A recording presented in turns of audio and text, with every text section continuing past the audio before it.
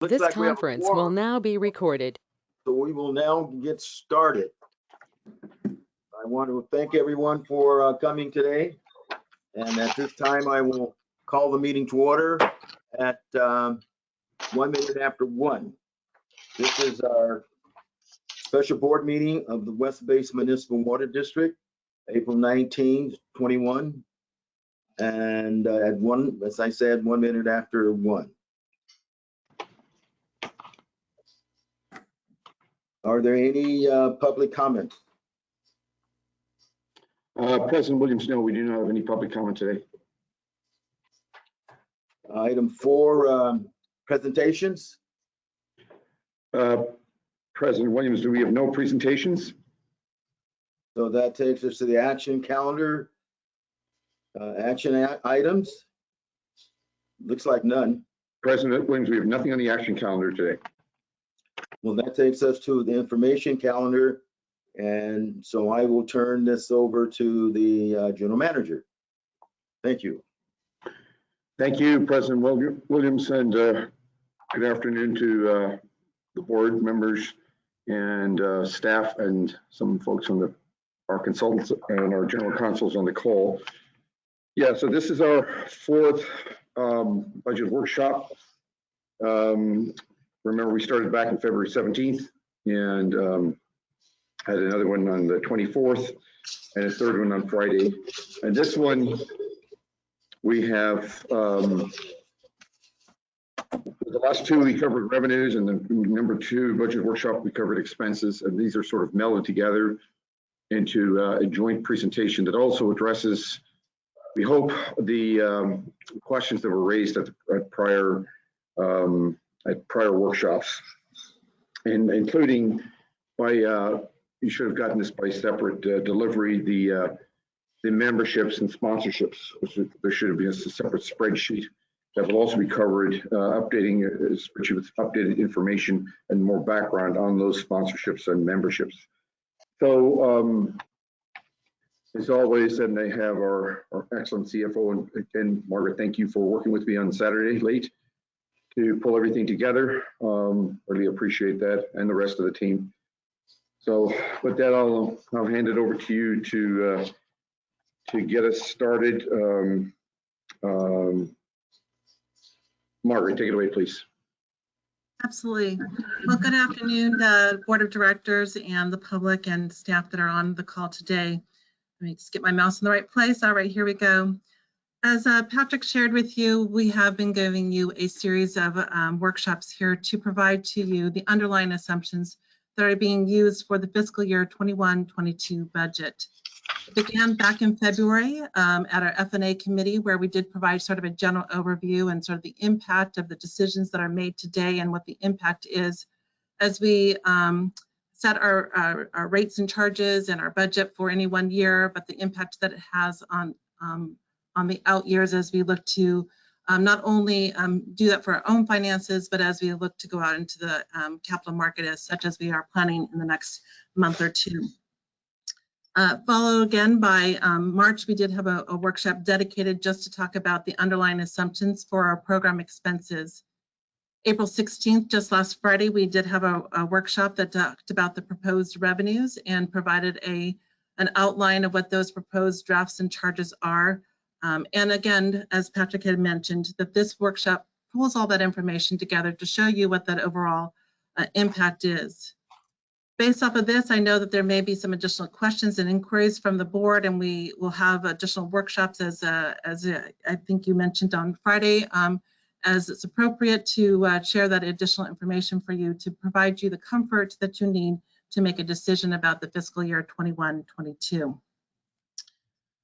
This also shows on the schedule here that we intend to meet with our customer agencies on April 28th at 1 p.m. A notice will be going out shortly. And that based off of this current schedule, that we would be bringing this item to the May board for their consideration of the adoption of the fiscal year 21-22 budget, as well as the rates and charges, both for the standby charge as well as for the district's charges as well. So with that said, I will move over to just the agenda. And as our general manager has shared with you, we do anticipate showing you that budget overview. And again, I'm on slide or page number 8 in your packet.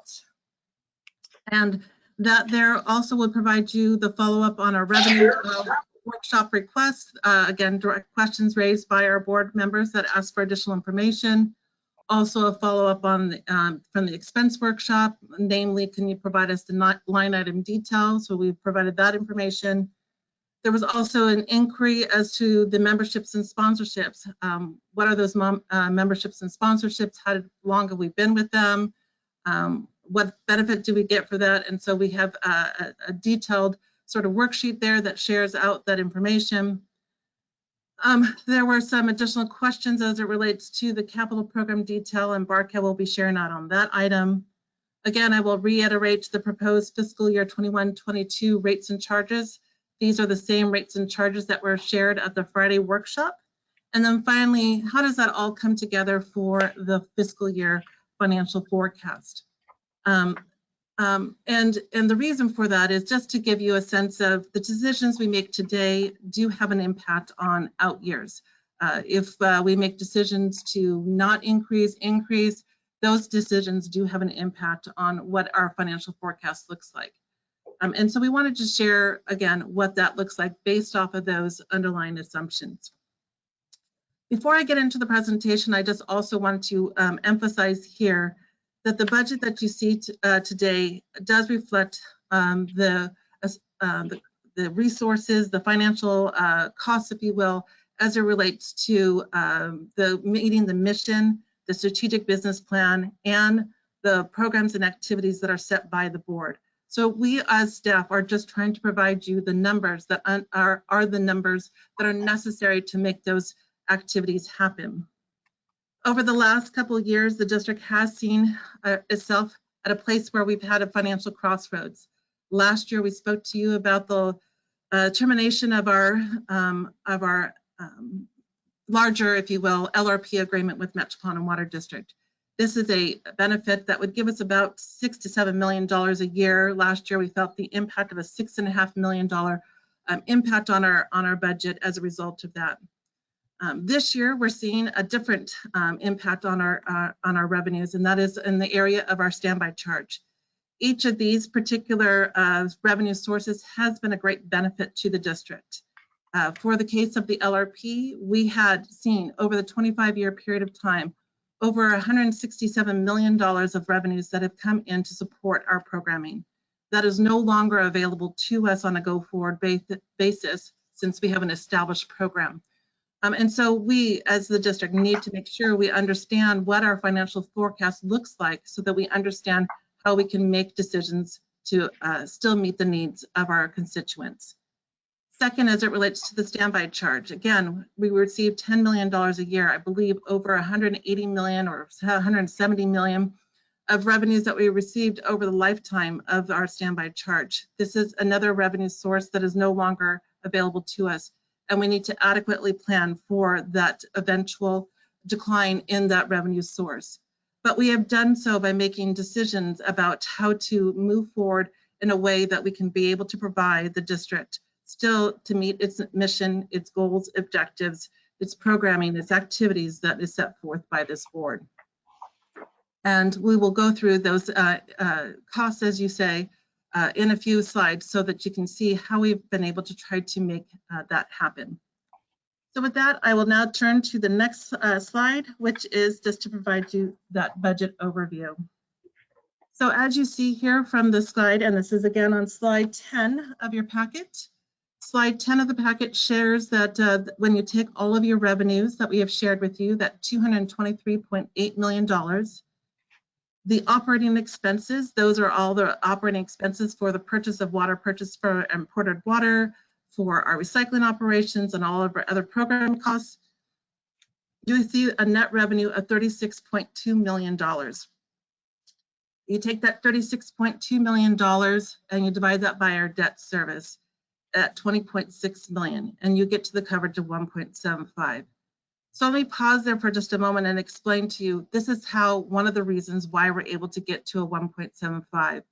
We are anticipating in our upcoming financing transaction, we have eligible bonds for a refunding that we can see lower cost of borrowing, if you will, when we do refund those items.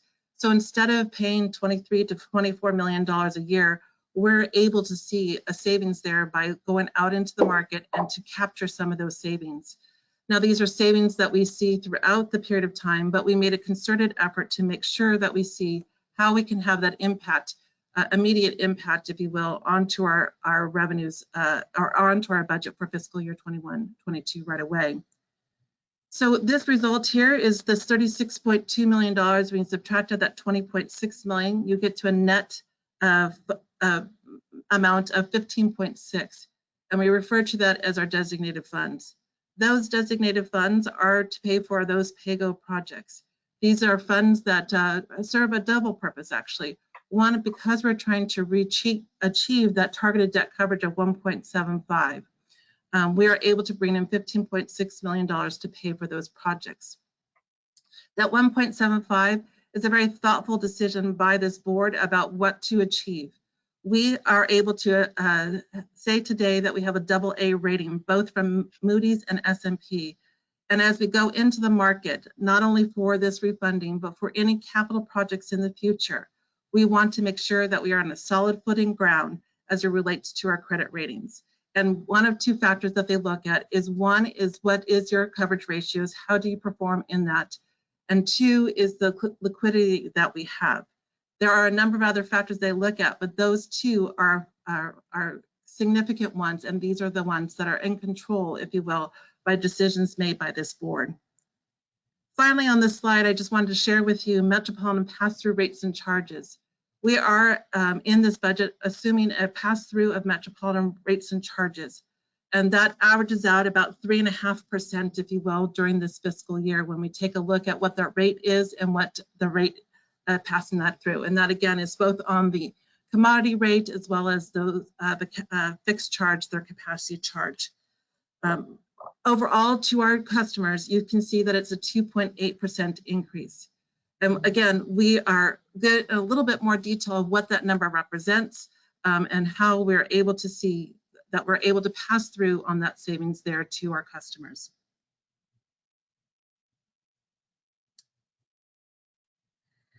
So I just wanted to again share with you the revenue slide that we shared with you last Friday. That's on page 11 of your packet. This again just provides you that detail of that $223.8 million. So again, you can see the imported water purchases is the largest portion there. That is that blue part of that pie chart, followed by our recycled water revenues. So that makes up $201 million of our $223 million. So again, we will spend and did spend a fair amount of time understanding the underlying assumptions as it relates to our sales assumptions, and then of course the rates associated with it. Going to the third line there, you see standby charge. Again, you see that historic $10 million that we received and anticipate to receive, that dropping down to $6.1 million. So that is the gap that we're having to try to fill. And again, we're happy to say that, you know, with this upcoming financing transaction, it is our goal to make sure that we see that savings in this budget by looking at how we can structure that deal. Capital fixed payments, just to remind you on that capital fixed payments from our comes from our refineries, where we have an agreement with them about their cost share to be able to pay for some of those projects that they benefit from.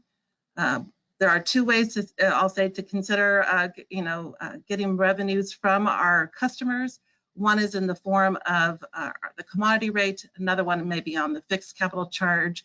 It all depends upon sort of how those are negotiated with each one of those customers and how we proceed forward.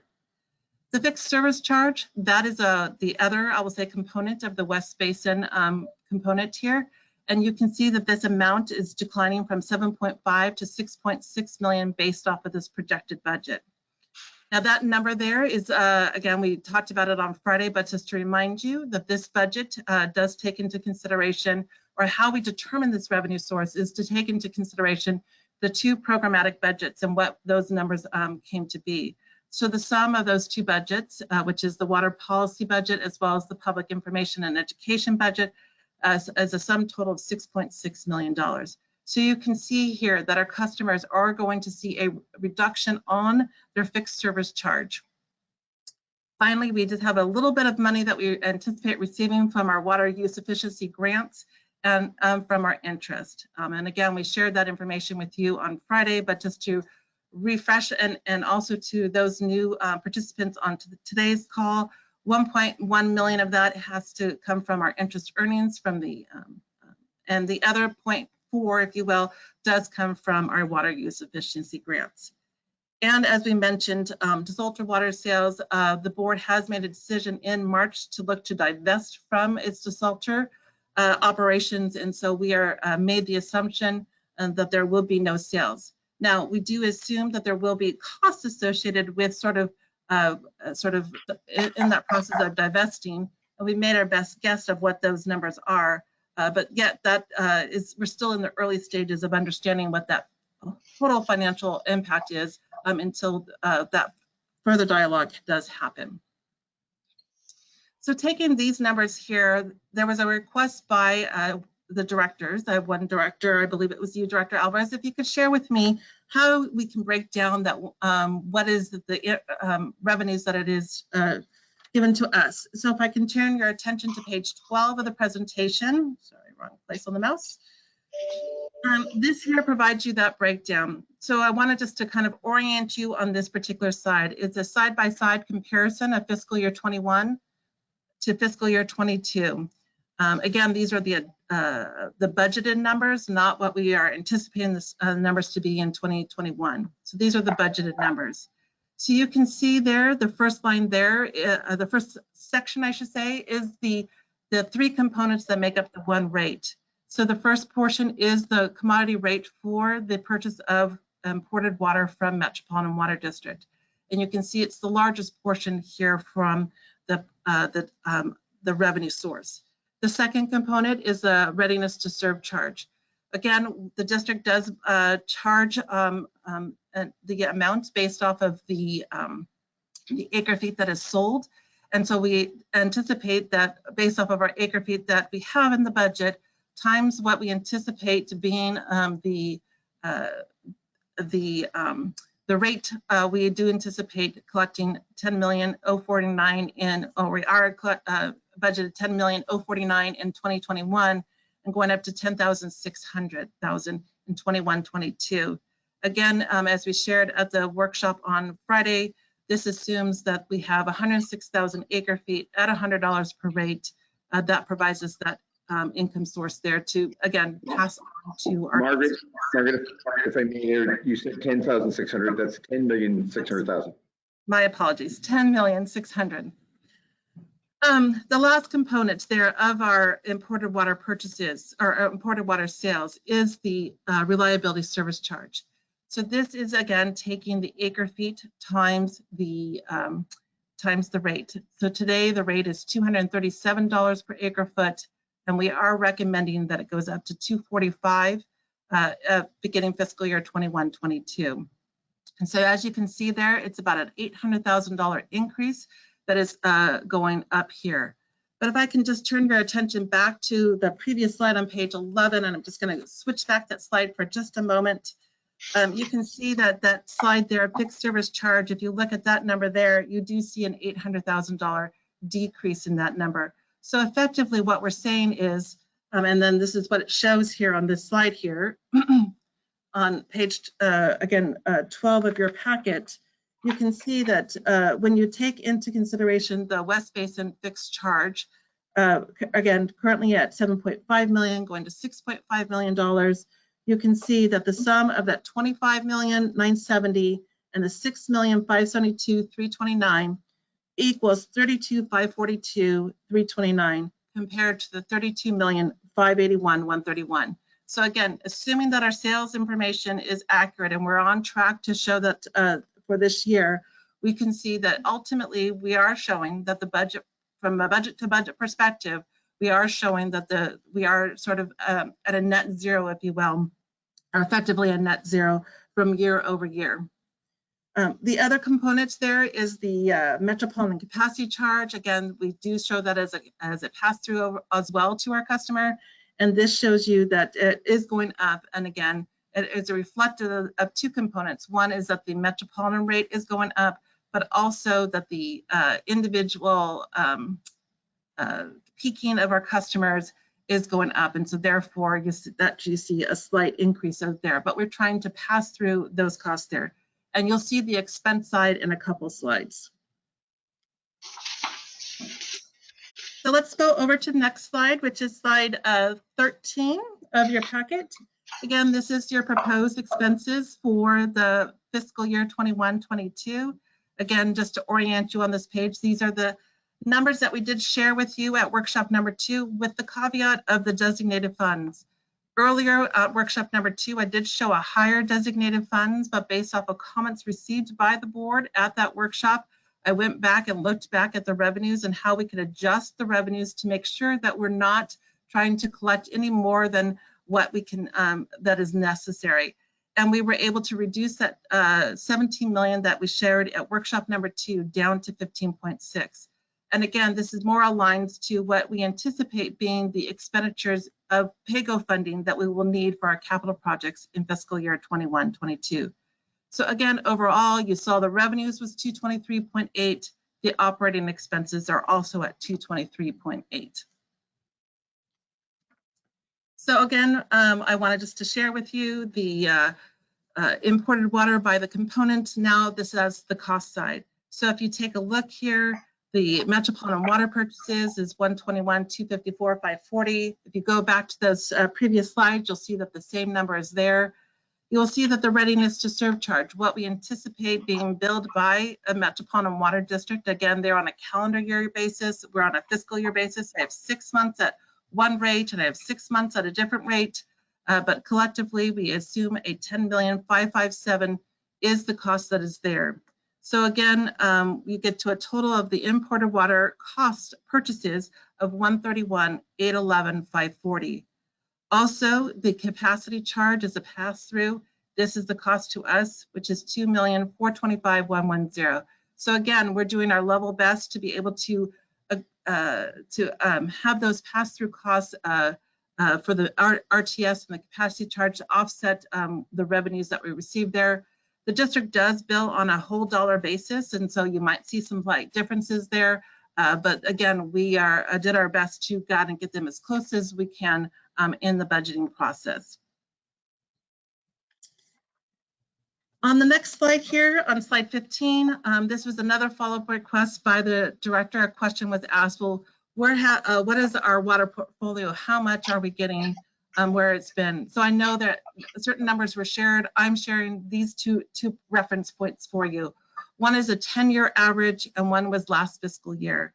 So I did break it down between how much is the imported barrier versus the imported retail, but sum total of what's imported water purchases for the 10-year average is 63%, whereas fiscal year 2020 was 64%. I know that we heard a different number the other day, and that was just at a different point in time. I'm showing you again from this point of time. And you can see also relating to what is the groundwater purchases, you can see it's been about 20% during that 10-year average, as well as in the fiscal year 20, as well as then what are the recycled water sales. Again, we were impacted in fiscal year 2020 because of the impact of the pandemic, namely onto our refinery customers, where we did see a decline there. But you can see that we have overall a certain percentage of being dedicated to our our recycled water sales. And so before we get into the next section, I'll take a pause to see if there's any questions relating to this overall summary. And then we can go into the next section, which has to do with the follow-up inquiry as it relates to the line item detail for our program expenses. Okay, directors. Seeing none, let's go on. President Williams, I have a quick comment, if I may. Sure. Just on this chart here that's in front of you, you did a very good job of explaining that. But just remember on the 10-year averages there, for instance, if you look at Groundwater, back in 2011, it was as high as 44,000 acre feet, and 2020 it was 28,000. So there's quite a range over the past 10 years or so there.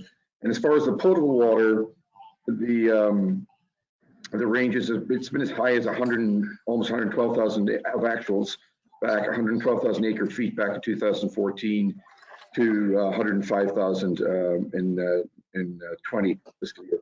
Also of note, the 5% and 4% you see there for the imported barrier, that of course is not including the Dominguez gap. So sometimes that it's still imported water. Sometimes that's lumped with the 60%, like Margaret says, or to the 58%, depending on how it's been shown. Still, both of those are imported water, the blue and the 60% and the 4%, 58% and the 5. So if you have any further questions on this later, you can, I'll be able to provide anything you need offline on this one.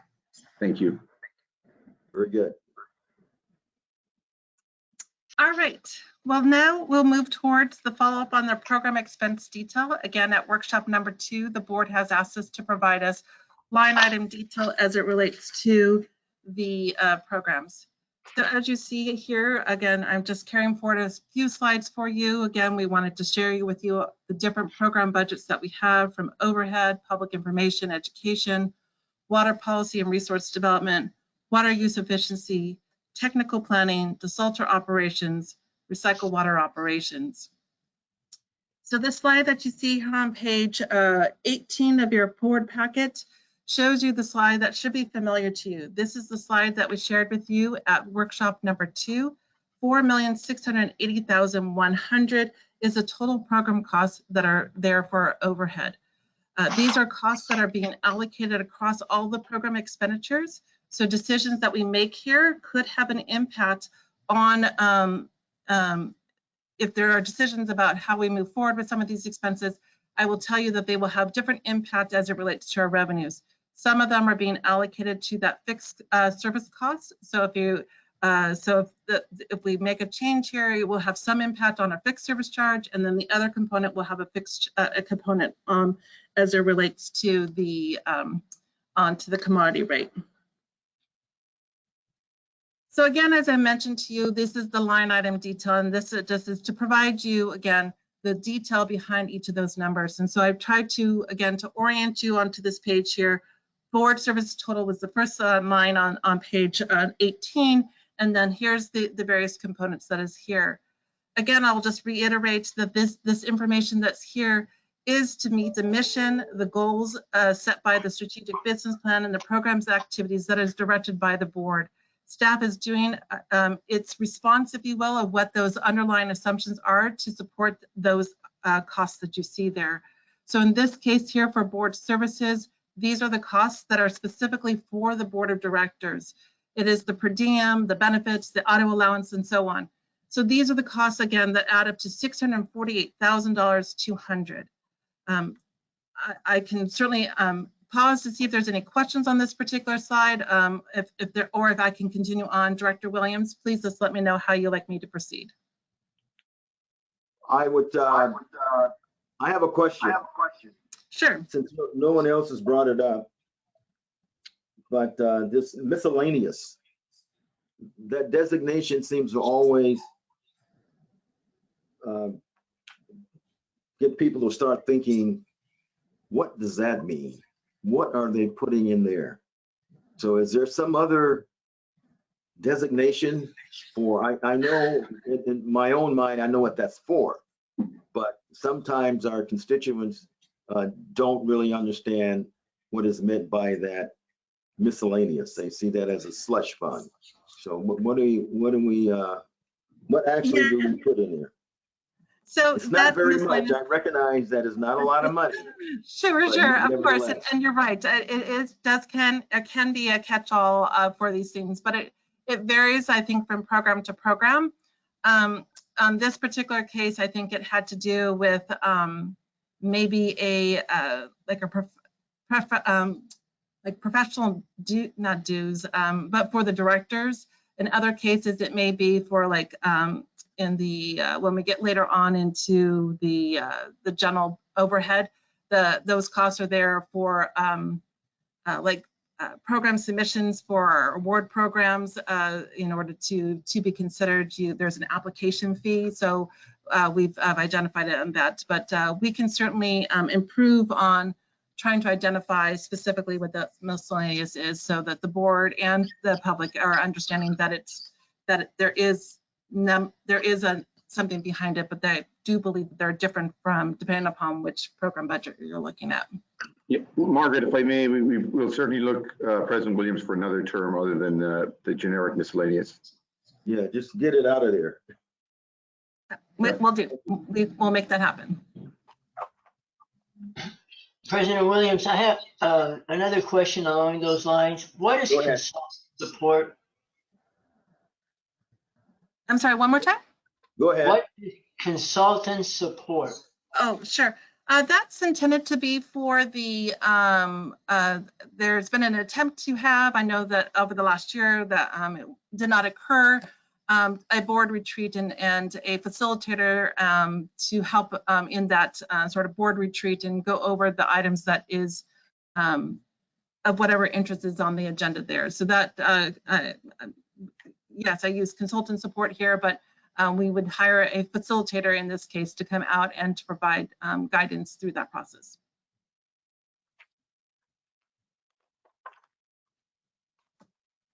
As we have done in the past. Okay. All right, well then let me go on and again, I'll just pause on each of the slides, and if there are questions, I'm happy to go into greater detail on them. The next line that you had on that other slide was the DLD building. Again, we try to isolate the cost that takes to run the building here from your utilities and all the other sort of appropriate services, if you will, from landscape and janitorial. The permits there are, just so you know, is because we are required by, I think it's the Department of Industrial Relations to have a permit as it relates to our elevators. And then you got repairs and maintenance. Those are the service costs, if you will, for other miscellaneous things. There are supplies that we have. And then we do have a guard on staff here, as well as an alarm system. And so again, that totals $348,700. For the other one, cost of issuance, we are, as I told you, we're in a position this year to be going forward with our debt issuance for the 2011 and the two A's and B's, and we have some opportunities to see some savings. We also anticipate that we should be in a position next year in 2022, calendar year 2022, to be also in a position to be able to refund our 2012 bonds. And so we're looking forward to that opportunity to see additional savings to the district here so that we can lower the cost of borrowing for it. So again, the decisions we make today can have a great and long lasting impact as we go forward, trying to find the best way to meet the needs of our district here. All right, next budget. This is you can see a long list of items here totaling $917,000. It does include a number of items, including our audit, our consultant, courier costs as it relates to things that we need to get out to the costs here. I would say that the courier costs relating specifically to the directors is in the director's budget. So this is sort of other district business, if you will, the courier costs. There are certain times when there was a director community sponsorships that is in one budget. There are times that the district has been asked to sponsor some additional items. And so we have a small budget there for consideration. And then again, you go down the list, you've got employee travel, equipment lease, HR, LAFCO, that's a fee, an allocated portion that we get from the county that says, here's the amount that you need to pay. And so we estimate what that number is. Again, we see a miscellaneous here, Director Williams. I will make sure that I will identify what those costs are for you and for the public. So we will make that note there. And again, you continue on, you've got professional memberships, safety supplies, software licenses. These are different licenses that are maintained for the finance and contracts division as it relates to like e-procurement system and our investment reporting process. Those are different than the ones that are managed by IT, and you see a separate list on that. Subscriptions, that is like our newspapers and other subscriptions for publications that the district staff has as it relates to this. Telecommunications, that relates to the district phone and cell phones. Temporary labor, if we're ever in a need in a position where our office staff is off-site, if you will, we need to have support to make sure that we have someone on board to be able to do that. So we have a small budget in that. And then finally, our trustee and remarketing fees, again, for part of the cost of borrowing is that there are other costs there, including to make sure that they're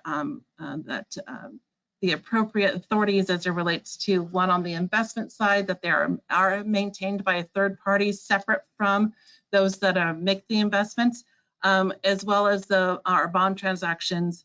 And then our remarketing fees, we do have a commercial paper program that we do need to pay a portion on that as well.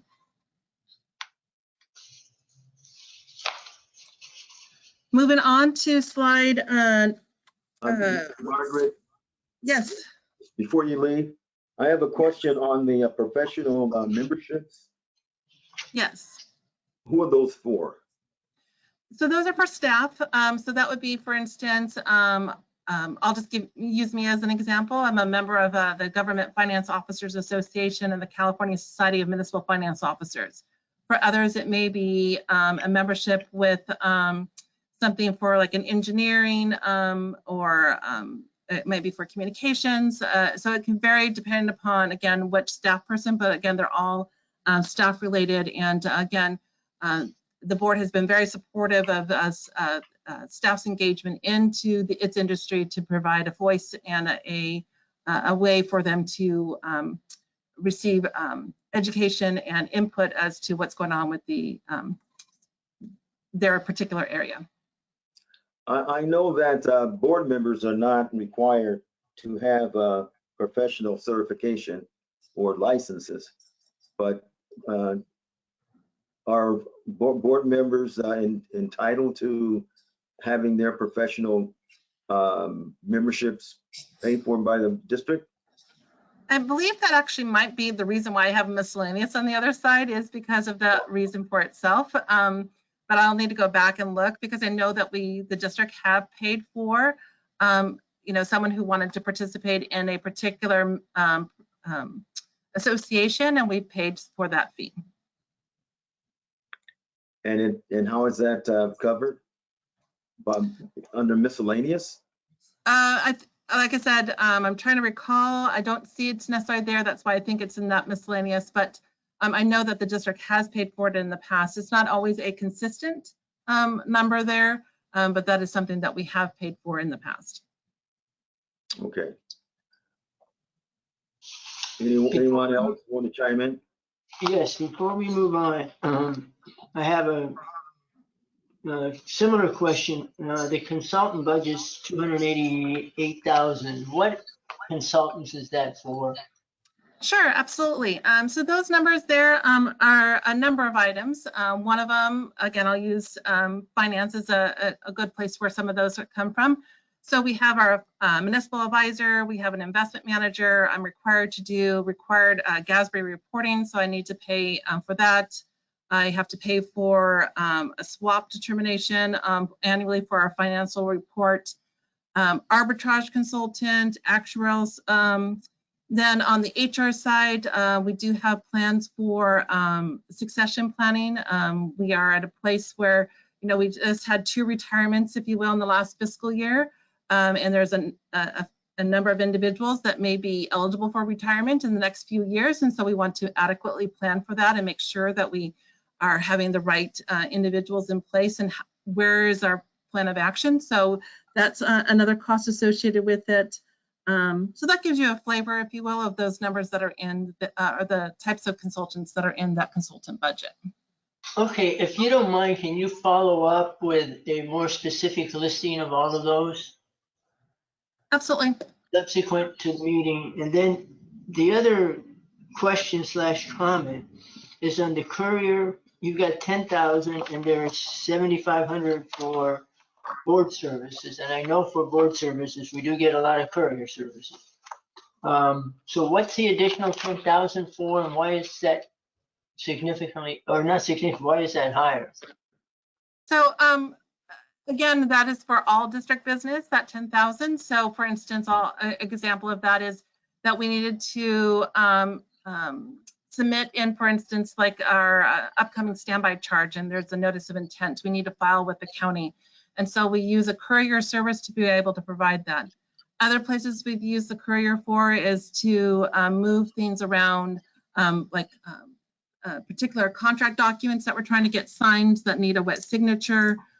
Those are other areas of it. And there might be other filings that we have as it relates to items there. Courier, I believe also would be in the context of anything that we do by FedEx is done there. So if it's something that needs to be done overnight, so it's not necessarily a person driving from point A to point B in the same day. It could be, like I said, it also is, I should say, it does include those costs for FedEx or whatever service we use.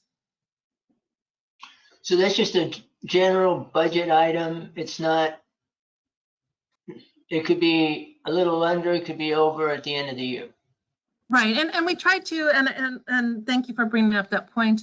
Again, what we tried to do here is, again, look at what our spend has been to make some of these assumptions. Again, these are not necessarily driven by a specific program or activity. So what we can do on these particular budget is look at how have we spent for some of these items in the past. So we look at, the last 6 months and say, okay, how have we done that? How we've done the last year, so that we can then make some determination for this year. And see, if we see a change in those numbers, what change in processes can we make so that we can make sure that we're being efficient with the dollars here. Thank you. You're welcome. All right, so I'm on the next slide here, which is for the next few items that's under the overhead budget, and that is the insurance. So we do pay for liability, property, and crime. That liability is, I should just identify that it's based off of, as a calculation that we get from our provider, which is Aqua JPIA. It's based off of your claims experience, it's based off of your payroll, and then some other factors that Aqua uses to be able to determine that. The property that you see here is just for the DLD building. We do have insurance in a couple other places, one in recycling operations, another one with DeSalter. Again, for those specific assets that we have at that particular location. And then we do have a crime policy there, like a dishonesty, like fiduciary or oversight kind of policy. I have a small amount for that. The legal total there, we shared the details at workshop number 2. What is comprised of that? Again, it's for special counsel as well as our district counsel. And again, those numbers were determined based off of looking out, in this case, like I said, looking at what has been our spend over the last number of months, and then making a determination as to what we should estimate for this year, assuming that the level of activity will be the same. We saw a much higher number, if you will, in 2021 because we were under litigation under certain items. Now, some of those items are wrapping up and some of them may continue on, but this again is based off of input and review of our financial records.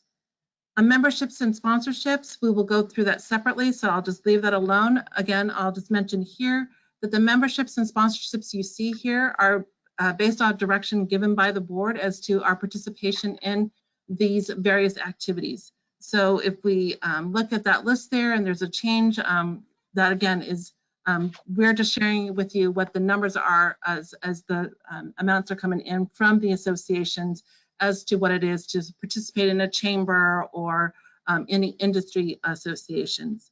And then finally, under software and technology, you can see 3 components there. There are a number of items there from consultants that support many of our sort of more technical aspects, such as our financial management system or our phone system, that those numbers will be there. The licenses also as a representation of those licenses that are required for us to have as it relates to, sometimes it's based off of your number of seats that you have. So for us, we use Microsoft Office, and so there could be a number of items that are there. It could be the back office stuff. Many of them are the back office stuff. For backup and security reasons, those are the software there. And the supplies, again, from anywhere from purchasing of laptops, monitors,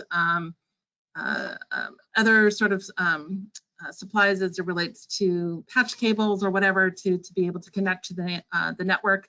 Those are all the costs that are included in this particular budget. All right, so that takes us to the end of the overhead budget. I do have a question, Margaret, on that last slide. I noticed in this presentation, I mean, it looks like all the numbers pretty much are the same from the last couple of presentations, so there's been no change, I guess. But on the legal total, it still has the $800,000, but I didn't see a breakdown again in this presentation, only workshop number 2, which you referenced. So are we going to be relooking at those numbers again in the future? Because I think that we had made some comments on the legal expenditures in the last workshop on this, but I don't see a breakout here again. Sure, and yes, so again, what you asked us to do was provide sort of the account, if you will, line item detail. And so we only have one account for legal, so I'm just showing you that it's there. The request at workshop number 2 was a request by, I believe, you, Director Houston, who asked us to provide us a detail of what the legal costs are, and we did share that. I did not share it here, knowing very well that it was in workshop number 2, but happy to provide that information again as to what is comprised of that. Again, I know there are discussion items of what our cost should be. Again, I'm just providing you further underlying detail as it relates to the higher level of detail that we shared at workshop number 2. So I'm not saying that that conversation still can't happen. I'm just sharing you the details behind it. So I will make a note of it to provide you that detail.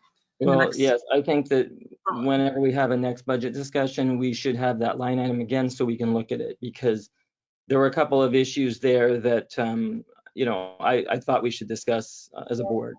So that's all.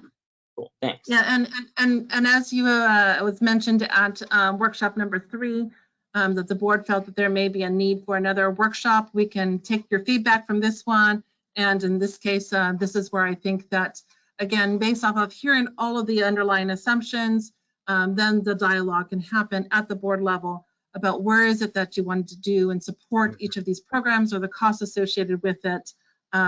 Again, we're just providing you the details so that you have the information available for you and for that discussion. Okay, good. Thank you. Along this, Margaret, I've got one other request. Can you provide separately a list of the consultants and of all the software licenses under the software and technology section? Yes, I'm making a note now. Thank you. All right. All right, let's see. Next area here is the public information education. Again, this is the slide that we shared with you, and this is slide 23 in your board packet. Again, this is the slide that was shared with you at workshop number 2. And on to the next slide gives you that detail for each of those program budgets. So under education, you can see the various components that are there: bus transportation, consultants, courier, media and expense, printing, program supplies, repairs, equipment. We have a little cart that might from time to time need repairs, or like a battery, I think is what I remember seeing a purchase recently. And the sponsorships you see there is for, we do anticipate the Solar Cup as well as the teach and test, and those dollars represent those dollars there.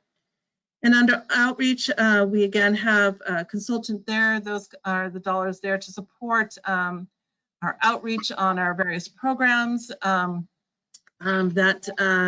that we use for like construction awareness and other activities. And then you see the various costs there. The subscriptions you see there are a number of items, including as it relates to the supporting our social media and our media clipping service so that we can provide you all the details, if you will, of things that are happening within the industry for the district.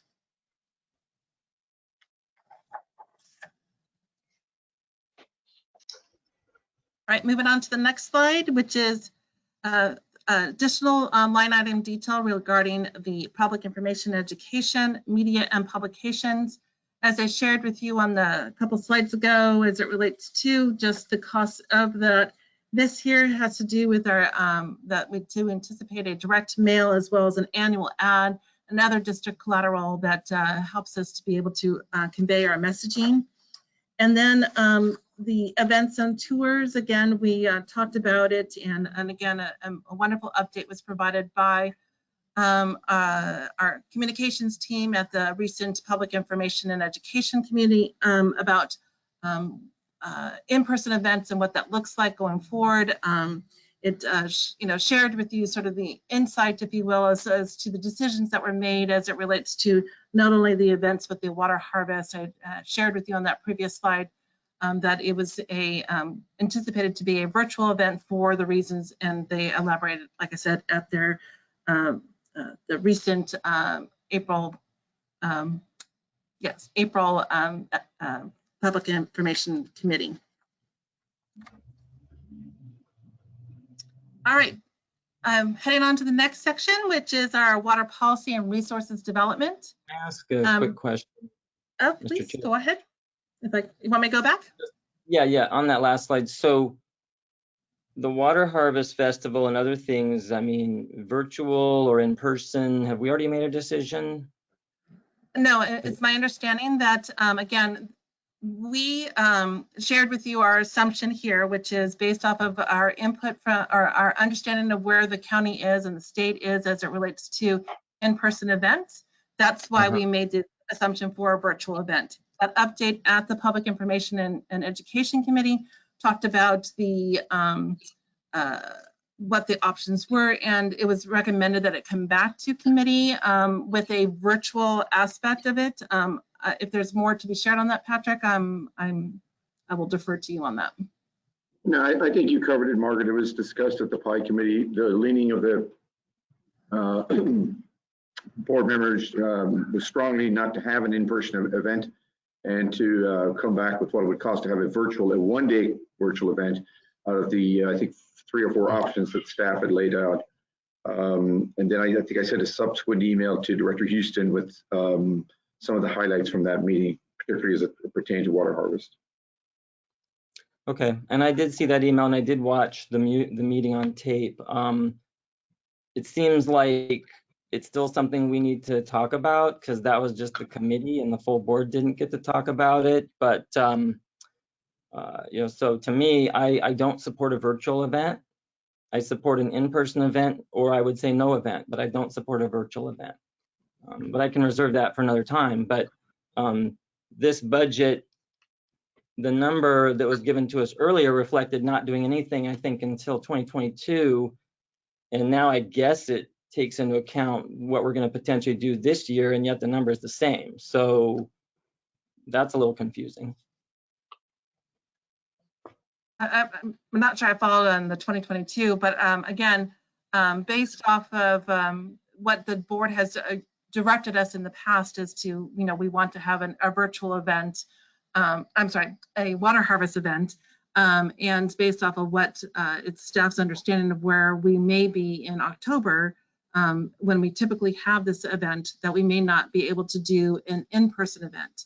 And so, again, you're right, there was no decision made. It was only asked that more information be shared. And so it's going to come back to committee. And then, like you said, for a full discussion with the board as to what it is.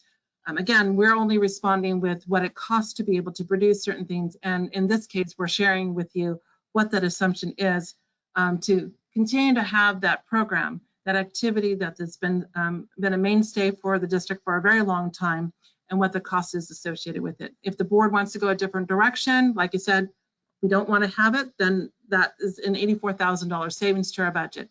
If it's something that they'd say, no, we want to do in person, and let's do it at a different time, whatever, we can adjust the budget for that. So again, we're just sharing with you what that assumption is. We've been working on this budget for a while now. Again, we shared this information back with you in March. Here we are at end of April. Things continue to change, as you know, with the pandemic and how things are shaping up there. So we can continue to evolve in that conversation. Okay, great. Thank you, Margaret. Absolutely. All right, let's go on to the next area, which is the water policy and resources development. And again, this is the information we shared with you as it relates to workshop number 2. So going on to the next slide, which is page 27 in your board packet. We share with you the breakdown of our consultant for our federal consultant and our state consultant as it relates to legislative advocacy. And then we have the other components there. We use a consultant as it relates to demand management, demand modeling. This is our current provider for our urban water management plan, and the next part of their scope, if you will, is to provide that demand modeling. So we do have a contract in place for that. Our grants, we do want to go out and try to secure any additional grants that we can for any of our programming, be it capital or conservation or other places where it seems appropriate. And then again, the water bottle filling station is a program that the board has directed that they would like to participate in, be able to provide funding to its various areas of its service area. And so this is the same budget that we've seen in previous years. I will note on this slide here, there was a question at workshop number 2 as it relates to the legislative advocacy budget. Again, knowing and having the foresight that that contract was coming to an expiration in December 2021, I made the decision to say that I'm not going to be presumptuous of saying that the board is going to continue on with the current provider, and to assume that, that this is a needed service for the district and that there may be a cost associated with it.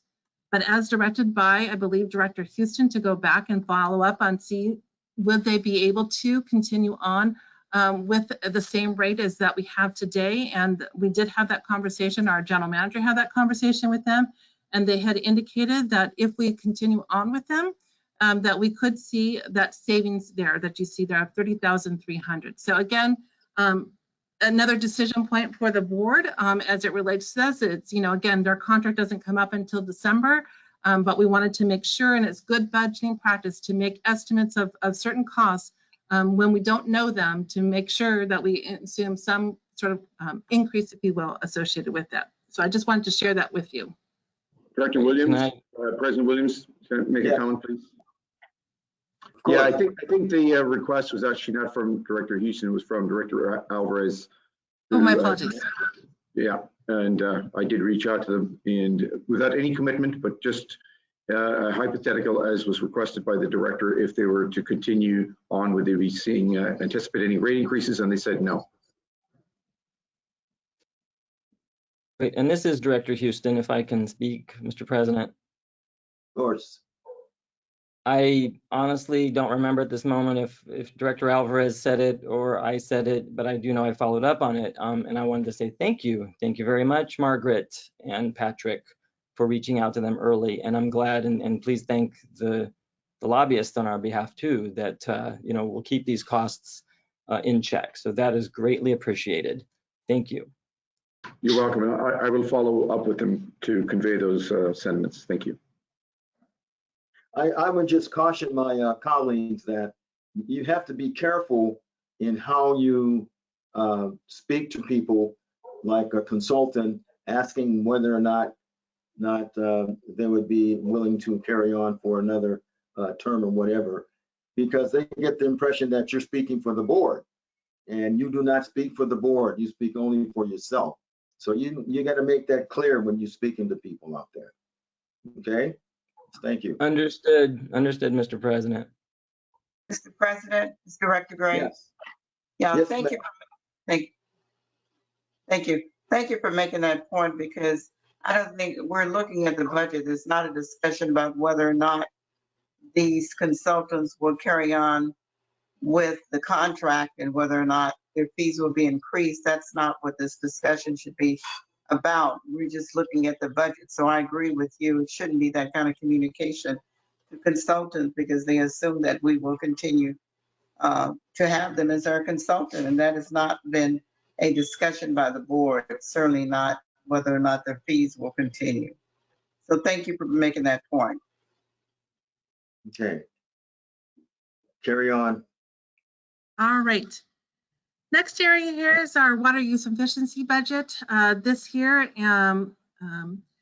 based off of what was shared in workshop 2, and then we did follow up and and I should point out that each of our workshops that have been given to date, so workshop number 1, 2, and 3 have all been uploaded onto our district website so that the public is have access to them. So in that one that you see uploaded there, it was a request to sort of separate out sort of the district funded versus grant funded. So I just wanted to point out that while the information is the same, the format's a little bit different so that it's a little bit more clear which portion is being district funded versus which portion is being grant funded. And so this here provides you the same information, like I said, just shown a little differently. Again, we'll just go to the next slide, which is page 29 of your board packet.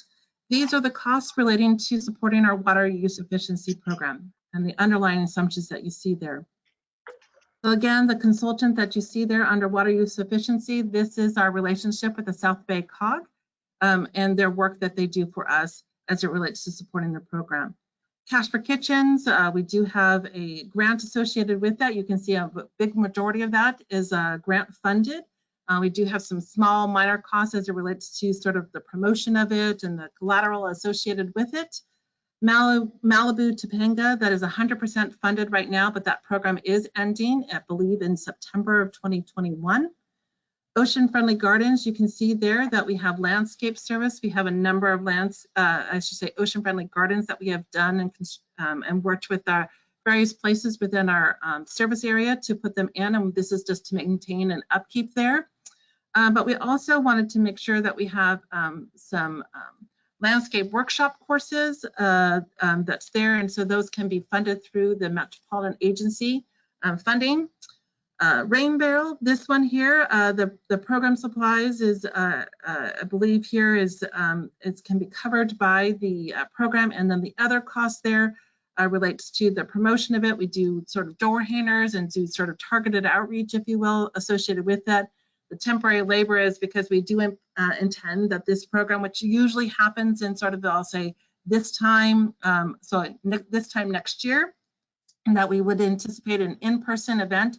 And so those rain barrels are, well, for me, clumsy and heavy to hold those. So we do hire some temporary labor to help us transport them, from the truck into the, into the vehicles, if you will. Grass replacement. This is a program that the Metropolitan Water District has, where they provide $2. It was a decision by the board a couple years ago to add an additional $1 into that benefit.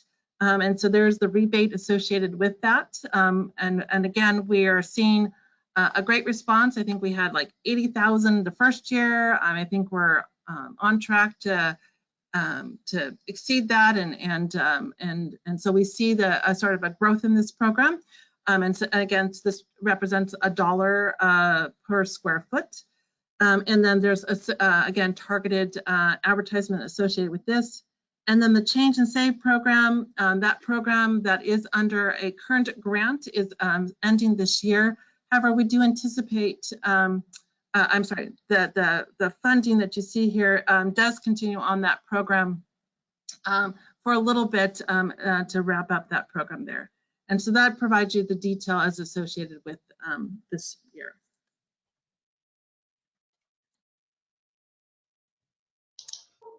All right. Let me move on to the next area, which is technical planning. So the top portion of the slide here just was the information shared at the workshop number 2. And again, just to provide you a little bit of breakdown as to what is the breakdown of what are we paying. So the first portion is the project funding for $3.3 million with LA SAN, LADWP, and then West Basin's portion here. So again, we know that there has been a request by the City of Los Angeles for us to provide additional funding. I know this information has been shared by the board, but no action has been taken by this board. But again, assuming that the board does make a decision on that they would like to continue on, we wanted to make sure that we had budgeted amount for that. And so that, as you can see here, is an additional $1.9 million. That is the additional request. We did anticipate some amount being in this year's budget to round out, if you will, the commitment that has already been made of $4.4 million, and this is the additional 1.9 would take us above that amount. Again, no decision has been made by this board to continue on with that, but for budgeting purposes, we did include it in the fiscal year 21-22 budget. The other two items that you see there, emergency response and labor compliance, this is the consultant dollars that we anticipate using to complete those level of efforts that's important for us to do to maintain, to make sure we have appropriate plans in place for these services. Under the brewer desalter, we had shared with you that we anticipated a cost of $185,100, and this is the breakdown here. What I will say to you on this is that as we unravel, if you will, what it means to divest from brewer desalter, the cost will be different. Staff has made its best guess based off of the assumption that there was a 6-month sort of period of time where we could, give notice and then to wind down, if you will. So assuming that a portion of that was happening in this current fiscal year, this represents then the balance, if you will, of that. We do anticipate that there may be a little bit of operations just to keep the facility moving so that it's in good working order to however it moves forward. Going forward from here, we do anticipate that we'll have to pay for our wastewater fee, the brine discharge. We will continue to pay insurance as it relates to it until a decision is made. But again, as the ad hoc and as the board go through this process here, we can revise this number as we see appropriate.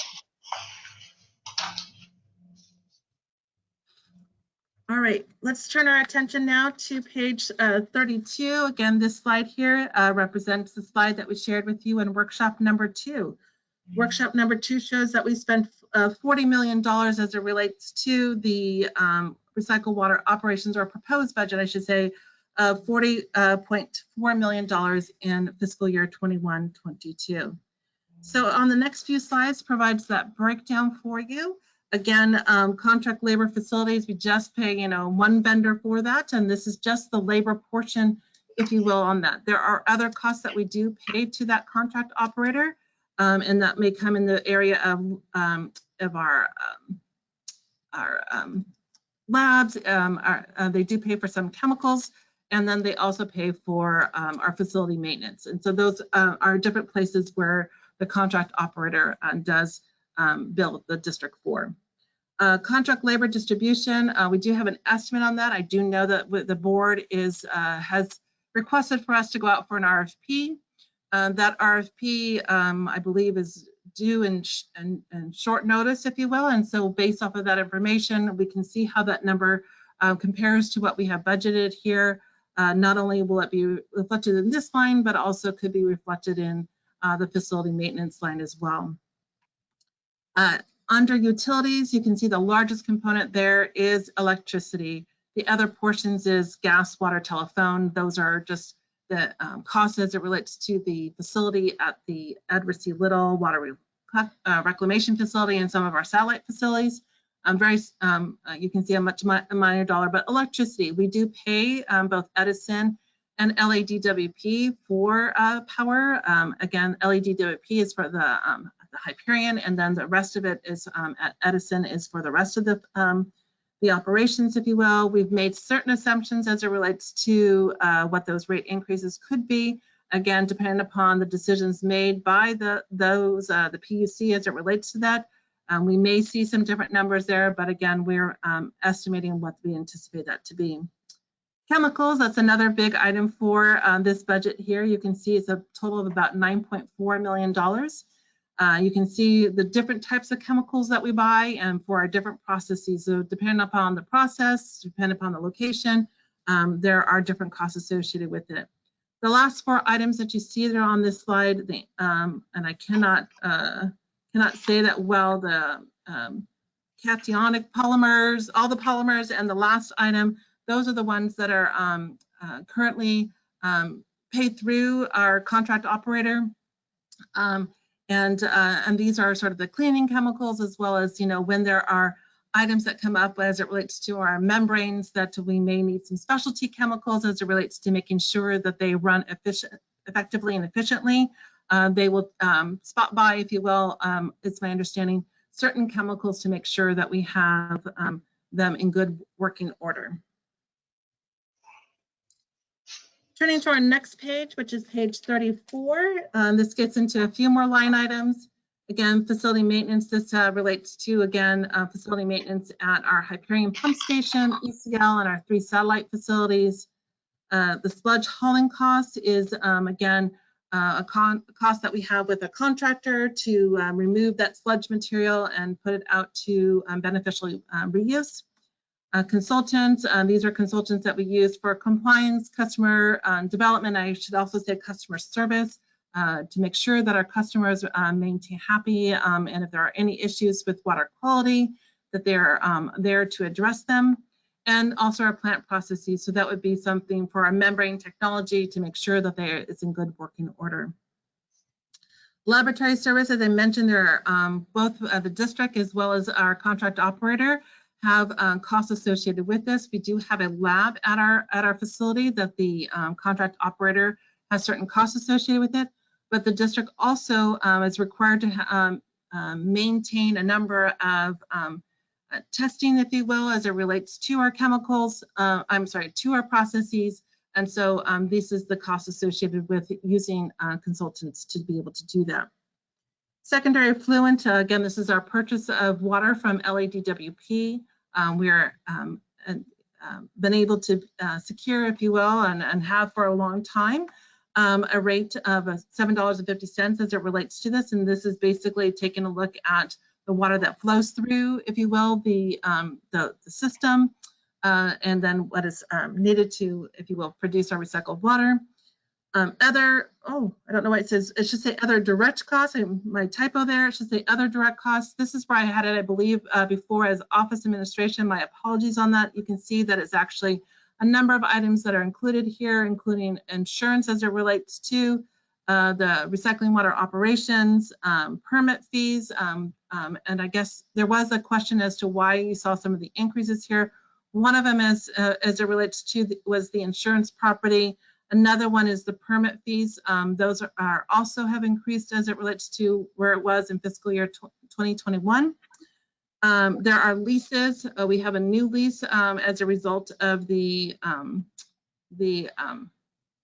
actions that's taken by the city as it relates to going up the hill to the Palos Verdes pipeline project. And then the other operator costs, those are items such as their sort of administrative costs as it relates to some other things as it relates to uniforms and supplies and other things to for their employees that they have over there at the facility. And then lastly, the district labor benefits and overhead, you can see the components that's there. So I'll just mention to you again, so staff allocates its time of where they anticipate spending their time. Benefits, we have a slide coming up on that to show what the benefit factor is, and it's applied across the board to all of our staff and time. And that overhead allocation, we've already shared with that overhead allocation, but you can see of that $4.3 million, I believe, that the overhead allocation, about $1.8 million does, if you will, get allocated over here to recycling operations. And then finally, as per allowed per the agreement with Torrance Refinery, we do have an O&M reimbursement here because it's reimbursing our O&M costs. We show as an offset here, but if you will, it is an income to us. We do bill it monthly to our customer, and it's based off of looking at what is the it was set at a certain rate, and then it goes up either by CPI or actual cost, whichever is lower. At this point, it's been the CPI portion has been what's been driving the change in that particular number. All right, so that takes us to the end of the program expenses, but of course a good key component of that and And outside of sort of the recycling operation, since that's the biggest portion of our budget, we wanted to share with you what that looks like. This is, again, the same slide that we shared with you back at workshop number 2, which shows that our total labor benefit cost is $9.5 million. Again, $5.2 million here for 50 employees and benefits at the rate of 83 positions. This here, I just wanted to point out again, you can see the fiscal year 1920 to the 21-22, and you see that in between portion where you see a little asterisk there. We did have certain positions in fiscal year 2021, so our current year, where we did budget for half the year. So half the year, the first half of the year, we did not want to fill any of those positions as we were trying to get through some of that financial crossroads I mentioned at the top of the presentation. This year, though, in fiscal year 21-22, does assume that there are certain positions that we will not budget at all in fiscal year 21-22. So if I take your attention to the next slide, which is slide, let's see, slide 36 in your board packet, you can see here that we have 48 filled positions today. 2 are will be under recruitment. And then we have 6 positions that are not funded, and that represents, again, that $1.2 million budgeted savings. So if you go back to that previous slide and you look at 1920, where we had all of those positions budgeted, it was about $1.4 million higher than it is today. That difference, if you will, is just that reduction, if you see from that benefit percentage declining from 87% in 1920, 85% in 2021, and now 83% in fiscal year 21-22. These 6 positions, as a reminder, some of them happen because of our retirement. Like I mentioned, there's 2 that have retired. Some of them, there's been sort of a natural attrition, and so we have been evaluating the positions that you see there and seeing how we can manage through this budget process, this reduction in revenues, to be able to make sure that we can still meet the needs of our district, but also see where it is. So this 6 positions effectively represents a 10% decline in our budgeted number of positions. And so you can see across the board, you can see that, yes, there are 62 positions here, but 6 of them zero budget. So you can say that there are 56 that are budgeted positions, of which, again, I'll just point out 6 are interns. We are not filling any intern positions here. Again, this is a decision to sort of defer until sort of we are sort of back to return to the office sort of environment where staff can be overseeing those interns and providing them, you know, that direct consult to educate them and inform them and have them be guided, if you will, and informed through the process. So now I will just turn to the memberships and sponsorships, and let me just turn to the questions that were asked by the board, and I just shared them here. We do have that separate detailed worksheet, and I will defer to the board of how, if you like to have that discussion now or at some later point. I know there's a lot to digest there. We try to incorporate all that information there. But what was asked of us was to provide additional detail about each of those memberships and sponsorships. You also asked what benefit does the district receive from being a member or a sponsor, and then how long have we been district been a member or sponsor. I will also say that, you know, as a result of some of these items, there was the question too, I would say, that is, well, if we're not a member or sponsor, could we still participate? Yes, and there are costs associated with that, but it just depends on the particular entity and what the, you know, what the service is that, you know, we can see where it is. And so that, you know, you can always participate in any member, any association in some way, shape, or form, or a sponsorship. You can still participate with those groups. It's just that you might be buying an individual ticket in that case. So with that, again, I just share with you that we have, this is our list here. I know it's too small to see, but you have a much more detailed one. And we can, like I said, I'll defer to you, President Williams, if you would like to have that dialogue now with the board or at some later point. But again, each of these decisions about these district memberships and sponsorships have been guided by the board of directors. We have just shared with you what the cost is for that membership and sponsorships. And with that, I'll turn it over to you, Director Williams. Thank you, Margaret, Matt. if I just may add that I want to make sure all of the directors got the hard copy that was sent out on Friday, the large spreadsheet. It was sent out by separate courier, so you had time to look over it. So if anybody hasn't got that for whatever reason, let me know. Thank you, President Williams. Okay. All right, thank you. Now, it appears to me that this is a lot to go over, and that even going over it, it will take some time to go, because you'll have to go one by one, line by line, and say, well, what is this? How long have we had it? Do we need it? Is it helpful?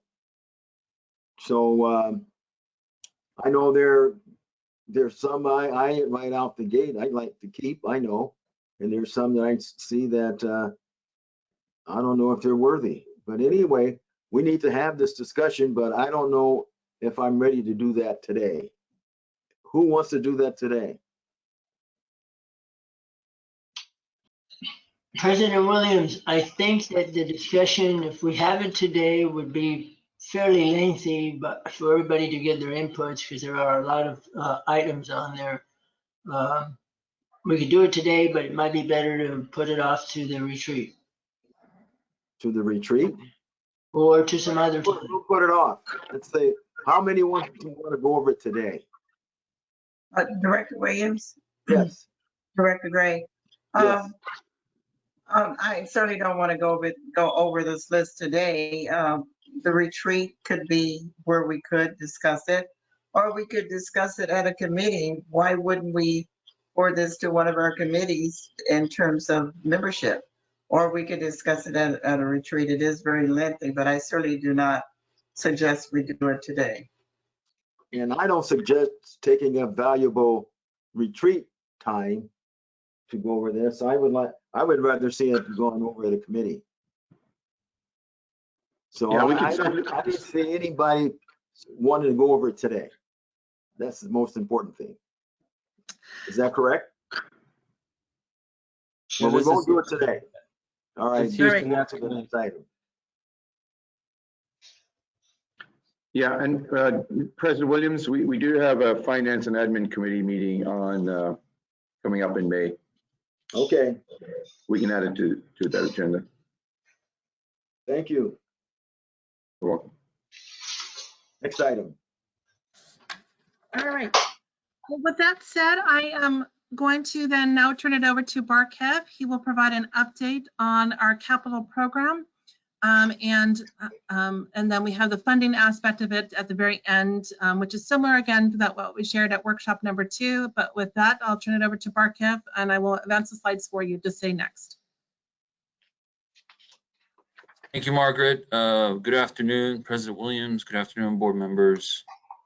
Pleasure to be with you again, talking about the capital improvement budget. At budget workshop number 2, we talked about the 3 different categories for the capital improvement program, which include a category for new infrastructure, another one for rehab and replacement type of projects, and then we have this other category that has some other budgetary line items that we can go through. So for new infrastructure, this is the slide that we shared with you last go around in budget workshop number 2. The only difference between this one and the one that you saw at workshop number 2 is the cost for the second line item there for the converted filter booster pump. We received an engineer's estimate that gave us a little bit of cost update to that one. Aside from that, everything else is the same. But when we presented this item, the board requested that we provide a little bit more detail. And one request was, show me not only what the project cost is for this next fiscal year, but what is the total projection of the cost of the project over multiple years. And another request was that you can see here at the bottom of this table, there's other pipelines and customer service connections. Show me again, what does other mean? Show me the full list of the new infrastructure budget items and the R&R budget items. So this next slide provides just that. For new infrastructure projects, you can see here the 10 budgetary items, and the first column is the total expected budgetary cost over multiple years. And also the last column is a little bit more detailed. This time the numbers are not rounded to the nearest 1,000. So a little bit more detailed numbers there for fiscal year 21, 22. And what you have here is again the phase 2 project for the CMF for a total budgetary cost of 21 million, but for fiscal year 21-22, it's about 18.5. The converter filter booster pump station, we brought that information item to the board recently at the recent E&O. The Inglewood disinfection station, that was a station that we had originally an agreement with the city of where to locate this disinfection station. We've since have to look for a separate location, and we've done a little bit of work, but the budget for next fiscal year is to try to secure a site for it. The PV recycled water pipeline, that includes a booster pump station and 3.6 miles of pipeline. While it's 9.3 for next fiscal year is the estimation, overall moving forward, we think about 11.2 as project budget. The Kennethtown Park recently came to an E&O committee. The direction of the board was to maybe have some money put aside for an environmental portion of it, but nothing more. That's the $300,000 there. We haven't included any potential costs in the future. Again, this project could be picked up by the Army Corps of Engineers if the funding works out for it. The two other Army Corps of Engineers projects that we are considering is the North Gardena recycled water lateral, which would serve the Peoria Middle School and Massachusetts Park for a total of 16.5 acre feet per year of recycled water. And then the Mills Park recycled water pipeline would serve Mills Park and City of Carson, as well as the Curtis Middle School. Those two projects are candidates right now for the Army Corps of Engineer funding, and therefore they might just take it over with our help in the design and the construction of it. So those talks are still ongoing. Morningside High School, we're working with them right now on some adjustments on the connections to the high school. Carson Reclamation Authority is a development project just south of the 405 in Delamo that we've been coordinating with them for a while. It's been a little bit on hold, but also new recycled water pipelines is part of a development that would increase our demands. And then what you have here is other pipelines and customer service connections. And these are just budgetary numbers for other types of recycled water pipelines and connections that we are in discussion with cities, with agencies, and with developers on a potential of a new connection coming up in our service area. So those are just budgetary numbers. You can see the asterisks over there. The 4.4 million is a budgetary number for the next 5 years, not 10, not 20, but just the next 5 years. So that rounds up the new infrastructure budget proposed for 21-22. On the next slide, this is just a graphic to show. There's a lot of color, a lot of information on this graphic, but this is just to show that in fiscal year 21-22, are the two main projects that are causing, have the most expenditures are, the green is the phase 2 expansion and the CMF expansion at Carson, and then the PV. So you can see how, it's 9.3 for PV and 18.5 for the CMF project, but there's actually additional costs coming in the following year. That's the green and the purple. And that 22-23, I'm not sure what happened to the cost there, but that's another $1.5 million for PV in 22-23, and another $2.2 million for the Carson expansion project in 22-23. So that rounds out the new infrastructure category. On the next slide, again, this is exactly the slide that you've seen in the workshop number 2, talking about the different R&R projects. And I think here we just highlighted in the last workshop some of the top dollar projects, but wanted to again provide you a little bit more detail. So on the next slide, you'll see both on packet page 45 and packet page 46, this slide and the next, you'll see a list of 24 budgetary line items for the R&R projects. Again, with the total cost estimated over multiple years, and the one for fiscal year 21-22. These here are the first 12 of the projects, and they're at various stages right now. And then on the next slide, you'll see that while these R&R projects hold a total cost of $21 million for the next fiscal year, these same projects have an associated cost of $112 million until they are complete.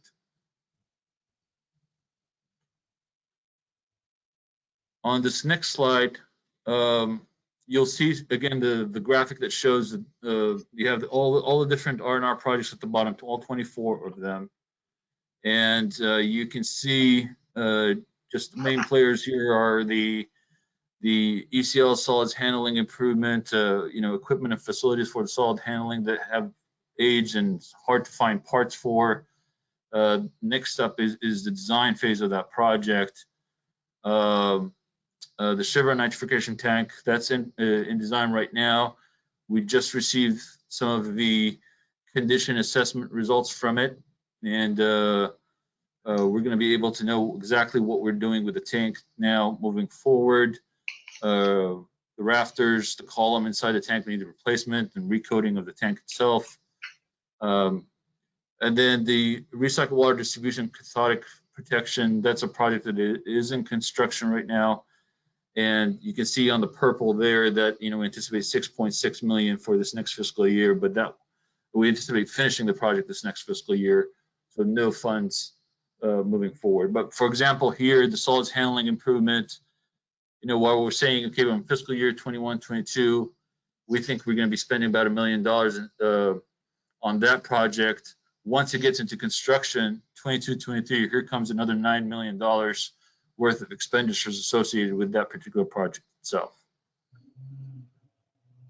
So that's the R&R, and then on the other category, the other projects category, what we have in there is costs related to ocean desal, DLD, building type of projects, IT type of projects, and then labor associated with a capital improvement program.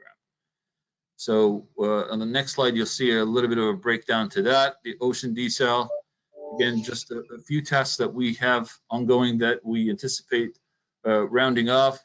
We're not assuming any additional tasks until we get some direction from the board on the ocean desal. Once results are reported back to the board on some of the conditions. And then on the CIP labor, we have 3 components of that. One is the West Basin staff labor on CIP projects, on capital improvement program projects.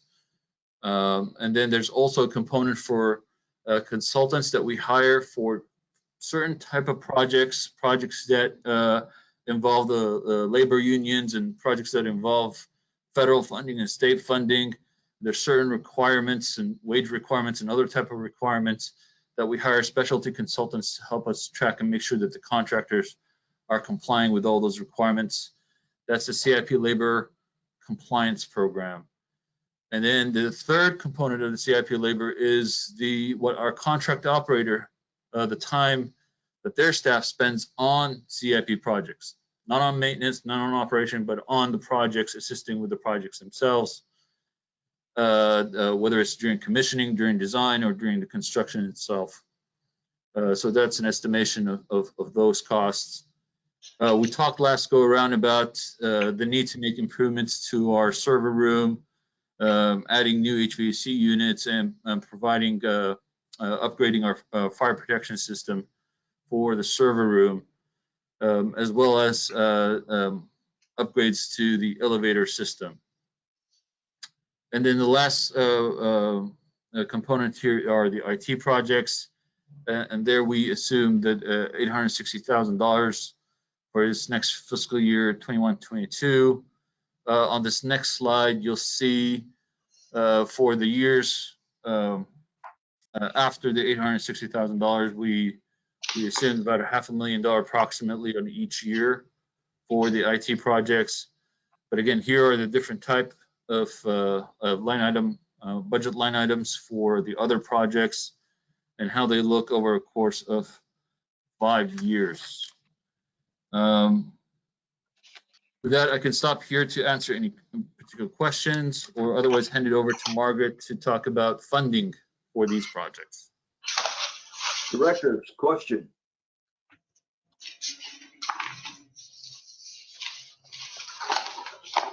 Okay, Margaret?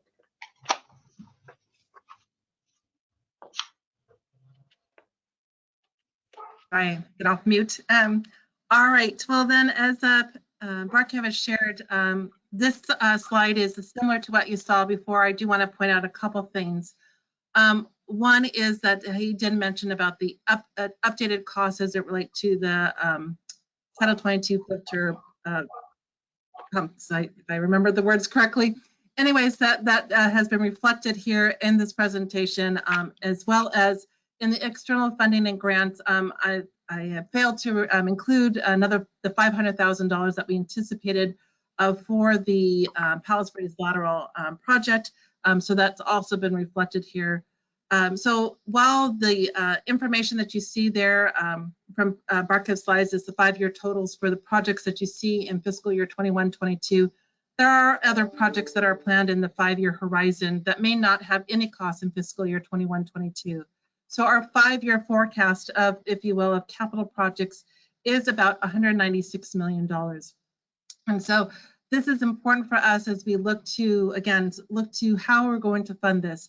Again, we will do our best to, go out and get as much external funding from either a third-party customer and or from federal or state agencies to support these programs.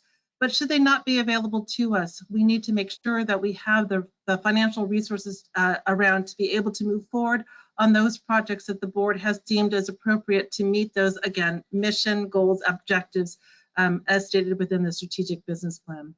So again, based off of achieving sort of that targeted debt coverage, we do have funding available to pay for some of those PAYGO projects. And those tend to be those projects that are shorter term in nature, such as those IT projects or those membrane replacements.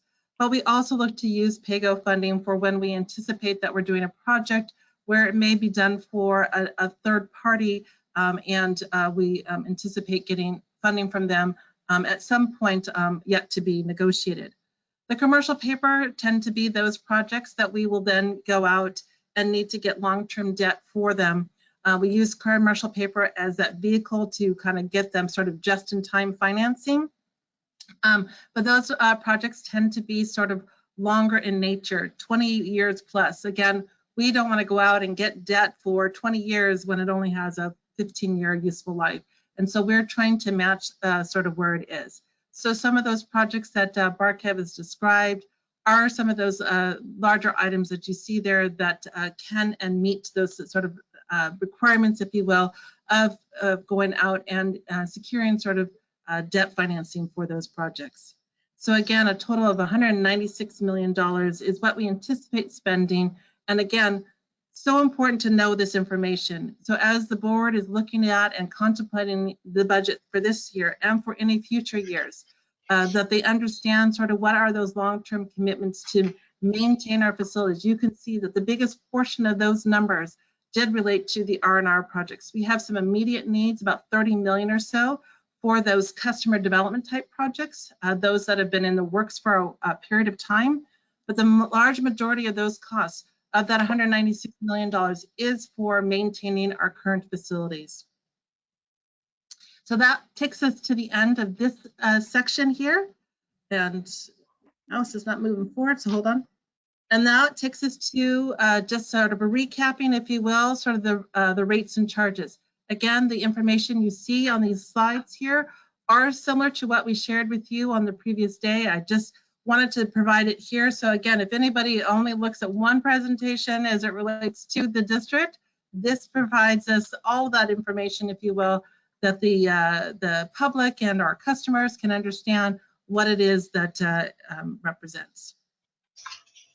So again, just to remind you that, and you heard it sort of at the onset, you know, the district does have two ways that it collects revenues on its imported water sales. Those include, if you will, the commodity charge as it relates to those that we charge on a sort of a variable basis, and there are three components made up of that. One of them is the West Basin service charge, and the other two are from Metropolitan Water District. Each of these are being charged, as I mentioned, on a per acre foot basis. And as you can see from the last column, depending upon when that the components are changed at different times. West Basin changes its rates on a fiscal year basis, whereas the Metropolitan Water District, the source of our imported water, does change on a calendar year basis. To the bottom, you see two additional charges. That is the fixed charges. One of them is West Basin's fixed service charge. And again, that's based off of an annual calculation of a 3-year historic sales. Again, changing on July 1, 2021. Metropolitan capacity charge, again, we shared that up at the very top. You can see again, that's a pass-through. And we, again, because we are on a whole dollar, we try to get it as close as we can. I think we got it within like a couple $100. So again, we're trying to see those changes there. Metropolitan has already approved those rate increases for January 2022. So we've incorporated that into the budget. And so you'll see that information there. So again, as a recap, for the commodity charge for West Basin, we are proposing that it increases. Today, it's at a rate of $14.41 based off of the increase that is being proposed by the district staff at this time. It would go up to $14.49 effective July 1, 2021. And then when Metropolitan Water District charges us for that increase in the delivery of imported water to us of additional $39, we will pass that on to our customers so that that rate will be $14.88. So you can see overall, if you look at this time next year, it would be a $47 increase or a 3.3% component. On to this next slide here is our proposed West Basin fixed service charge. This shows that this amount is going from $7.4 million to $6.5 million. And it does vary based off of, again, the individual customers total to their individual total to the overall total to West Basin.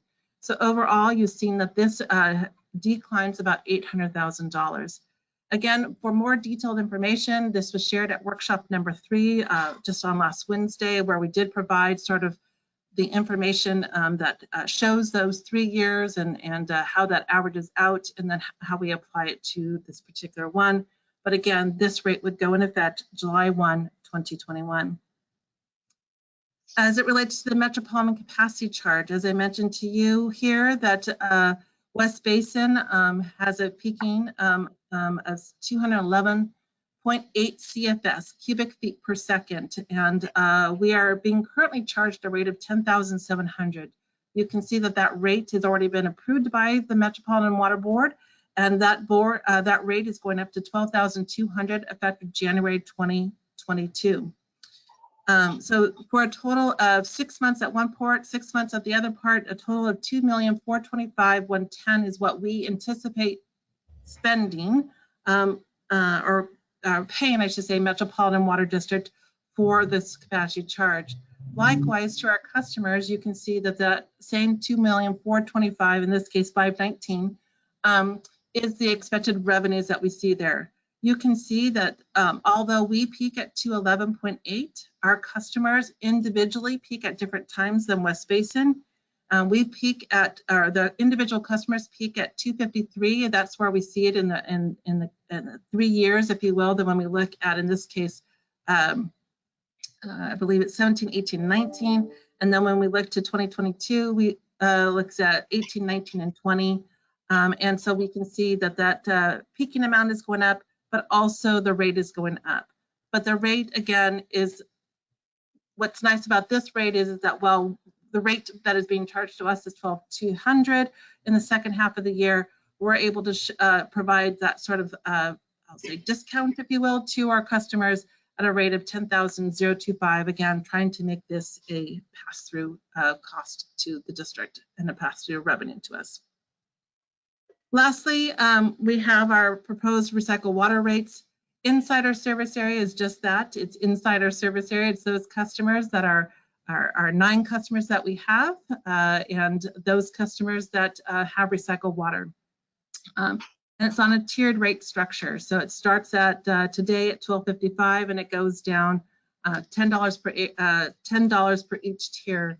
It's proposing to go up to $12.94 starting July 1, 2021. And again, that differential that you see there is effectively that $39 rate increase that you see there. We want to keep that sort of differential between our recycled water and our potable customer to encourage participation in our recycled water program. In our outside service area, it represents 2 customers that we have, the City of Torrance, as well as City of Los Angeles. So those customers that go through the City of Torrance, which would include the Torrance refinery, are in the rate of that rate of this tiered rate structure. Again, that was set by an agreement of how it would be. As we'll see on the next slide, Torrance Nitrified, that did negotiate a new agreement with us, is now moving away from that model and is moving back to sort of a cost of service. So we're looking at actual cost, and then over a 3-year period of time, taking a rolling average of that, and then they're being charged that rate. They also pay a fixed component as well. And so that helps us to helps to pay for the operations and maintenance, if you will, on the commodity rate, as well as then the capital expansion or R&R that's needed, I should say, is going to be charged on the capital rate. Not all agreements are done that, and that's because different agreements were negotiated at different times. But that is our current model to try to capture, if you will, the appropriate rates and charges that from our customers. So this provides you a little bit more detail as it relates to our recycled water agreements. This was a request by the directors to provide more information as it relates to the customers. So as you can see here, Chevron Nitrified is a tiered rate structure. Again, this agreement was put into place in 1994. It's a 30-year agreement.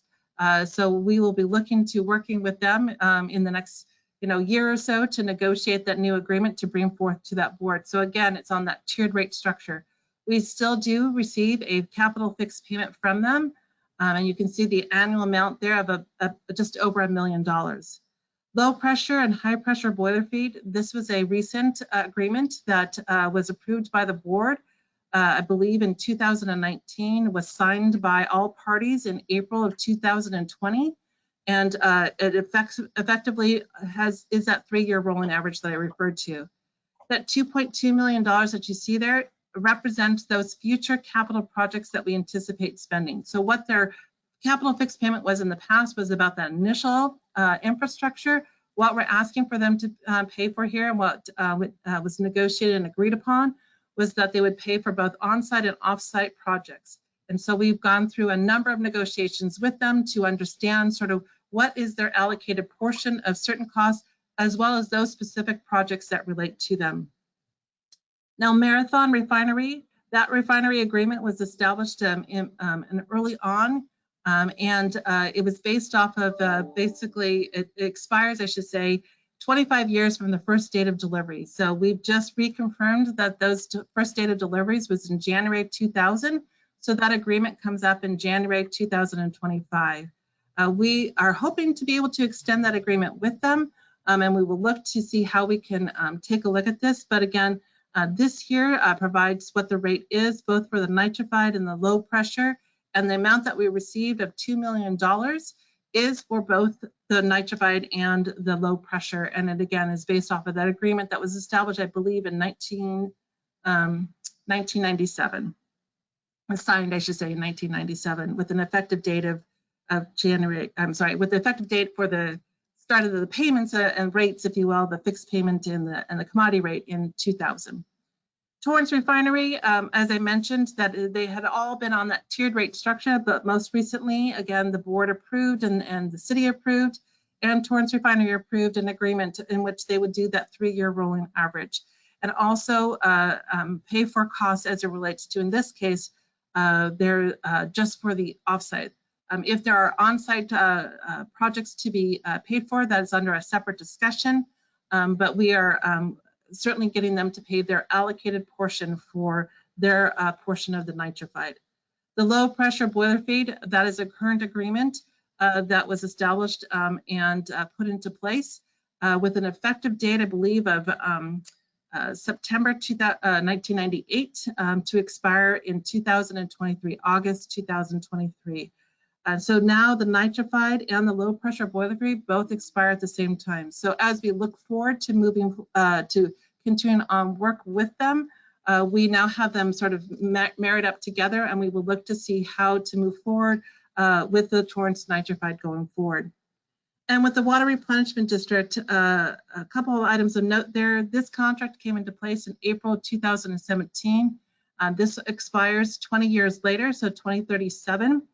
On this one here, there was a negotiation that happened where they set their rate. There's a ramp-up period of time, and once that ramp-up period of time crosses over, if you will, the rate for the O&M and the capital component, then that rate will take an effect. There is no separate capital fixed component. It's all buried, if you will, within the rate. And again, that's just one way to structure it. That was the way that this particular agreement was negotiated and approved by both boards, WRD and West Basin. So that provides you sort of a highlights, if you will, of sort of what our different rate structures are. I will just point out a couple things here. You can see that the low pressure and the high pressure boiler feed, you can see those rates are lower than you would see at the Marathon and the Torrance. And one of the reasons for that is it does not go through the Title 22 process like it does, like the other two do. And so as a result of that, there are costs that is not being incurred, if you will, for the Chevron boiler feed, and that's why you see those lower rates there. But this is the rate to produce that water directly from the Hyperion and over to the customer. And with that, I'll take a pause to see if there's any questions, and I may bring on Patrick or Barkev to help me answer any of those questions for you. Okay, very good. Questions? Yeah, I have a couple of questions, President Williams. Go ahead.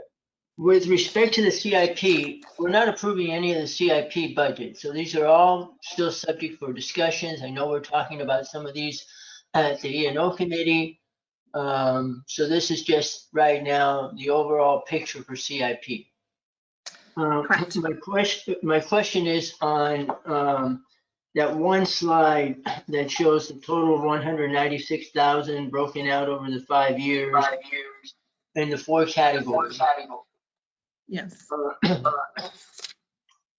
That would, is that 56,200,200,000 that's shown for fiscal year 21-22? That's not included, or is it included, or parts of it included in the budget, the proposed expense budget that's shown back on slide 13? Yes, if I can explain that. So yes, Margaret, and can you bring the slide up, please, that we're talking about? Sure. Sorry for the Thanks. dizziness. There you go. All right. So so this year, and let me clarify, I put commas, I should have put periods, but yes, the $196 million is what we expect to spend and what is our spending plan based off of, again, the projects and where we anticipate sort of maintaining that asset management, if you will, relating to our assets. For fiscal year 21-22, to answer your other question, Director Alvarez, that is incorporated into the budget. In fact, if you, in looking at it, we said that we would have about 15 million, a little over $15 million of PAYGO fund, or sorry, designated funding, which I then said would be used for PAYGO funding. So we have sufficient funds to be able to pay for that. As it relates to the commercial paper, that portion there, about $18 million, that portion is considered in that what we refer to as our 2018 CIP line or CP line. And so there are associated costs with that. And so that has also been incorporated into it. It's not significant, if you will. You'll see in the 5-year forecast that at some point, if we stay on this pattern of paying for those capital projects as I outlined by Barkev, and what the projects are that support our system and our facilities, we would need to go out and refund, if you will, that commercial paper in about 2 years from now. And so we do anticipate that we would then need to then sort of convert, if you will, that sort of short-term paper to a long-term paper. Again, these are long-term assets that we would then do that. So again, we're getting really low cost of borrowing now. I think I did recently 9 basis points, so very cheap money, if you will, to pay for that commercial paper. But of course, as we then go to look to finance that on the long term, it would be, of course, a little bit higher than that. And as it relates to the State Water Resources loan and grant, again, we do have that incorporated. Of course, we will take full advantage of all that grant funding that's available to us. And then from there, we would then finance, if you will, through the State Water Resources Control Board at their, I believe their current rate, which is 0.9%. I think when we started this process at 1%. And so we would, that's also incorporated, and you'll see that in our 5-year. And when you see that uptick in your debt, that's what's there. And of course, the grants there is just to show you that because we know that some of those capital projects do have external funding, either from grants or from customers, that is also taken into consideration. We don't show necessarily that separately, but when we take into consideration sort of the money in, money out, we do take that into consideration that time. So to answer your question more succinctly, yes, it's incorporated in the 21-22 budget. So the $223 million budget that we're budgeting includes that 56 million? Well, let me clarify. So the PAYGO portion, so that 14 so again, we're pulling in about $15 million for PAYGO funding. So that's helping to pay for that 14.5. The other portions are, you don't see the full 20, you don't see that in the $223 million. What you see is the impact of going out and using our line or using that, that state loan, if you will. And so you don't necessarily see it in year 1, but you will, you see it in a little bit in our commercial paper line, but you will see it more, more specifically, if you will, in future years where you see that debt increase going up, because now we're going to have to pay that portion back. Okay, so when we approve the budget, we're approving, in addition to the budget of 223 million, if we approve the budget that I understand you're presenting here, we're also authorizing you to go out and borrow another $18 million in commercial paper. Correct. And then we're assuming that we're going to get $18.5 million in grants. Well, again, we've already been awarded that grant and loan. So as we are moving forward with that project, that we would then go into the state to say, we've started to incur costs. Could we have our grant money first? And then we will then go and ask them. Well, the grant money is actually for the construction portion, and the loan is for other costs and the balance, if you will, of the project. Okay, and then going back to the CIP. So the assumption is that we're going to adopt the CIP as presented. Again, yes. Again, we're telling you what the underlying assumptions are, and that is our assumption that as presented, that it will be approved. So if we have issues with the CIP, then when will we deal with that? I know that we're talking about it at the E&O committee.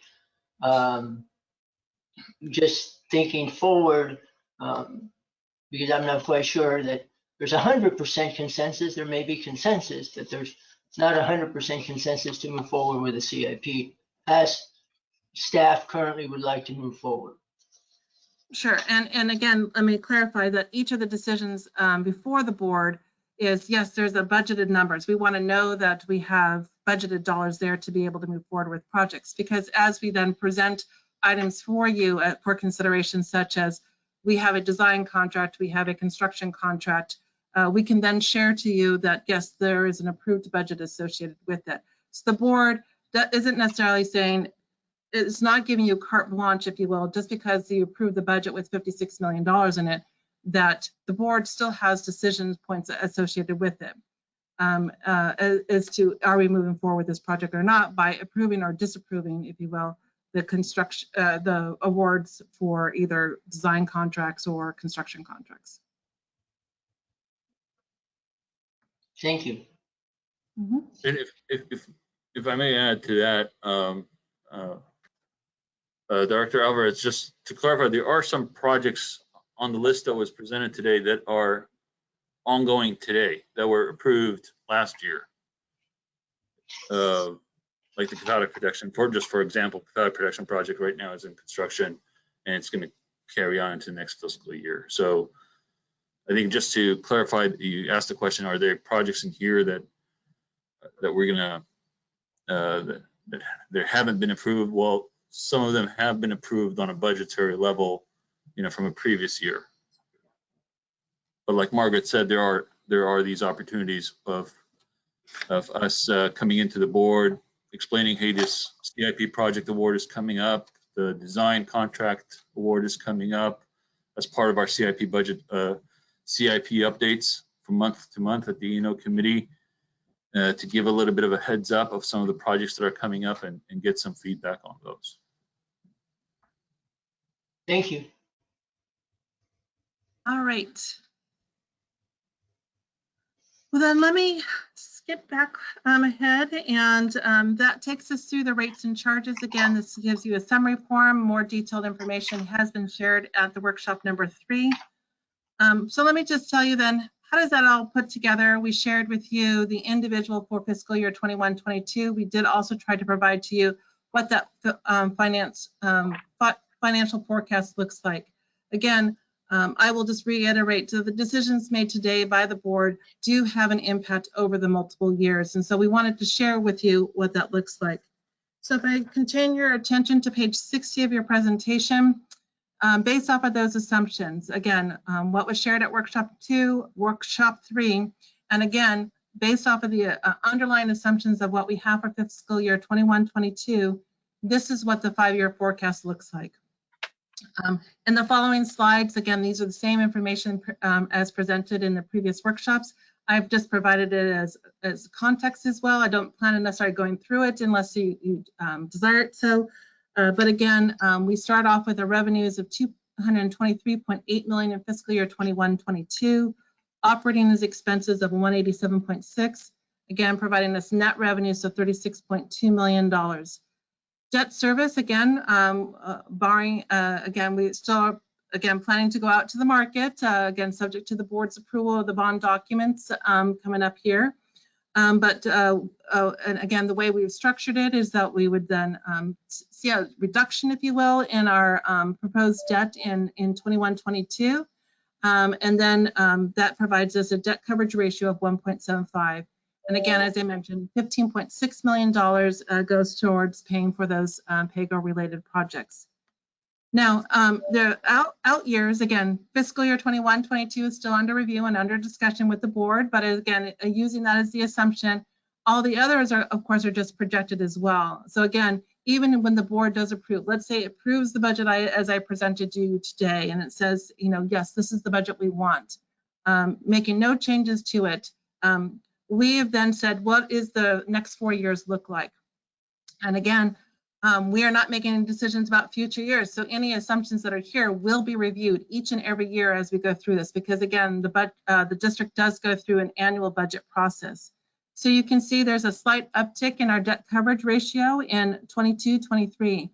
And then it drops back down to 1.63 and then back up to 1.75 and then to 184. So you can see that there's a little teetering of up and down on our debt service coverage ratio. Again, we've made some general assumptions about what rate increases are, what we're going to pass through from Metropolitan Water District, what's going to happen with our own rates and charges, what we anticipate as being the increase as it relates to our operating expenses. And then this is where Director Alvarez, as you pointed out, if we sort of looked at that $196 million of debt, what would be that impact? And this is that impact you see there. So for projected 22-23, you would see that there would be an increase there. And the reason for that is because we do anticipate at that point, because this project is moving forward with the CEMF, we are going to start to see having to pay back on that state loan. We also anticipate that we would then be seeing that we would maxed out on our commercial paper. We have a $50 million authorization. And so at some point during the next fiscal year, we do anticipate that we may need to go out and refinance that commercial paper, paying off one credit card to another credit card, so that we can then make sure that we have sufficient funding for future capital projects. So be it these projects or any other projects that is contemplated by this board, and I know you have shared a few, these are the ones that we will still need to make sure that we have sufficient funding to be able to do that. And we want to make sure that we have coverage ratios as appropriate. So again, having that 5-year forecast provides us that opportunity to be able to see that there. And it also provides us that additional designated funds financing so that we can try to max out what we're trying to use with cash so that we don't have to go out and get debt. Again, we want to try to ensure that what we're seeing there is what is trying to do that. Is it a one-for-one match? No, because we're trying to, again, match what are the short-term projects with the long-term projects. And we are looking at better ways to sort of communicate what that capital funding is so that the board has comfort in that. But again, the decisions here are not being made. Again, even when you make 21-22, it's not making any decisions about future years. But again, so that we can present to our rating agencies when we go to them in due course as it relates to our upcoming financing transactions, they will want to know, will you have sufficient revenues just to pay for this thing? What do you have future plans and how are you accounting for it? And so we want to be able to show that we are taking care of our assets by maintaining them. That's another criteria for them, to make sure that we're maintaining those assets. So again, we want to make sure that we're focusing in on making sure that we see that there. And so while we see an uptick here in 22-23, we can certainly adjust it again as we are doing this year and looking at what our program expenses are. But we see that if we don't do anything different and the numbers are what they are, we're going to see a drop in our debt coverage ratio in 23-24. We'll go back up to our targeted debt coverage. And then in 25-26, you see it going back up. I will just tell you that what we know today and what we know in a few years from now will be different. And so I don't anticipate it to be that high in that last year, but until we are identifying those projects that were identified in the Recycle Water Master Plan and where we have that sort of strategic direction of what the board wants us to go, then we will then be able to incorporate that into our financial planning and be able to sort of see how these particular numbers measure out. And the remaining slides, like I said, are just slides that we have presented at previous workshops. I don't necessarily plan to go through them, but it does provide you context behind each of those numbers there. And with that, I will say that I'm at the end of my presentation unless you'd like me to go through those assumptions once again. I have one last question for you, Margaret. What's the debt coverage ratio required under the existing bond covenants? So under our existing bond covenants, it's required for us to have a 115. That would be at the baseline level that's there. In order for us to maintain our AA coverage, they say it can be anywhere from a range of 170 to something higher than that. And so the board made a decision about 4 or 5 years ago that we should target slightly above sort of that minimum coverage to maintain that AA coverage. And so that's where the board has given us and what we try to incorporate into our process at 1.75. But the bond covenants is 1.5. Is that 1.15. 115. Oh, 1.15. Thank you. Yes. So again, we would not want to be that low, because if something happens, like certain revenue assumptions are there, such as how many sales are we going to have, and we drop below, or let's say we have higher operating costs, or the assumptions that we made on the standby charge are different.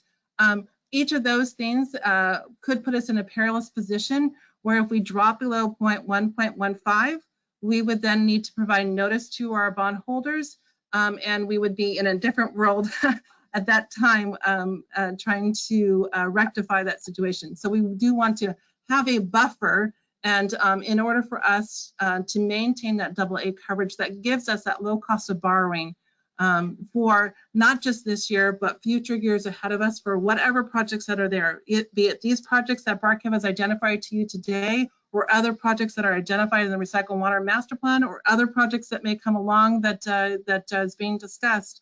We want to make sure that we have the highest credit rating that we can at a point so that we can have low cost of borrowing in the future. Because I will tell you that this district, as innovative as it is, will want to make sure that it maintains its AA rating so that we can have that low cost of borrowing. Thank you. You're welcome. So again, the remaining slides are there for your, again, just a repeat, if you will, what was in previous slides. They just provide backup here. I don't necessarily want to, or need to, I should say, go through those slides, but if you'd like me to, I'm happy to go through the additional slides. So that is starting on page 61, where we talk about our imported water sales assumptions. Slide 62 talks about our recycled water sales assumptions. Slide 63 talks about our capital improvement program. And then 64 provides that revenue breakdown that we anticipate. So you can see that impact of the different types of revenue sources there, from standby, fixed payment, fixed service charge, and in our imported water. 65 provides you a breakdown of all of our forecasts of our expenses from our imported water purchases, our recycled water operations, our debt service, other program expenses, and our designated funds. And with that, like I said, that takes me to the end of my presentation, and I'm happy to ask or answer any additional questions that the board may have. Well, thank you, Margaret. Thank you, staff. Great reporting. Any board member wanting to have these other slides gone through step by step? If not, then Patrick, it's back to you. Yeah, thank you, President Williams. The next item on our agenda for today was closed session, and we do not have a closed session today. Which brings us to item number 8, director's comments, future agenda items. Okay, directors, any comments? Director Williams, Director Gray, may I speak? Yes, and Yeah, I just wanted to thank you, President. I just wanted to compliment staff. Thank you, Margaret and Barkev, for the presentations. I know this is a very important subject, and you both always do such a great job in presenting the information. So thank you to staff for the presentations today, and I know it was a lot of hard work to get everything together and answering all the questions that board members have. So thank you to you, both of you, and also to our general manager. And I know there's other staff online today, and I want to thank them for the work that they do on behalf of the district. So thank you. Thank you, Mr. President. you're welcome. Yes, the general manager has put together a very, very nice team, very competent team. I just want to say that I'm looking forward to hearing comments by our 8 customers who retail recycled water. I'm looking forward to hearing those comments, and they'll be coming up again. What is the date of that? April 28th, so a week from Wednesday. That's coming up pretty quick. Because I know over the years, I've been here 6 years, I believe, a little over, maybe. But out of eight retail customers, with 4 of them being municipalities, I've not heard anything negative about West Basin. And this week, I believe it was, or maybe last week, that I had a presentation on the peninsula. It was Leadership Peninsula, and nothing but great comments about our staff, especially Margaret, because she is a member of the Leadership Peninsula. She's going through that program as well. And so with that, I tell you, it was really heartwarming to know that we have people feel good about us. And also up there with them is oh,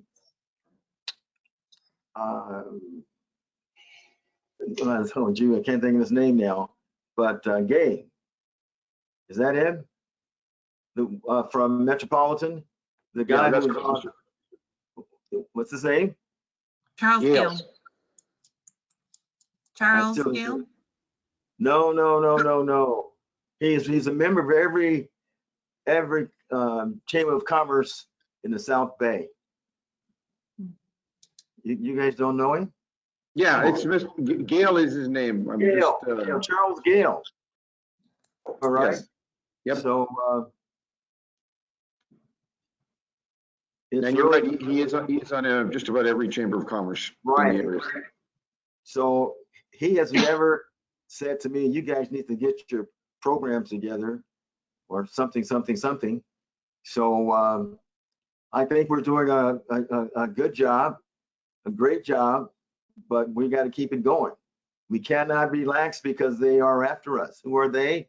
Those who don't like us. It could be because they are envious of what a great program we have and what a great job we're doing with our staff.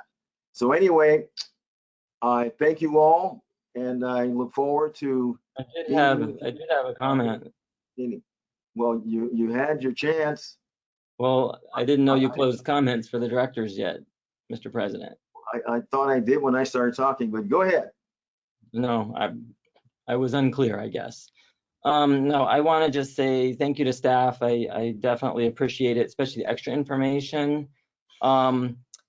I wanted to, I think I had about 3 things. One is, I know we have no choice, but it's unfortunate.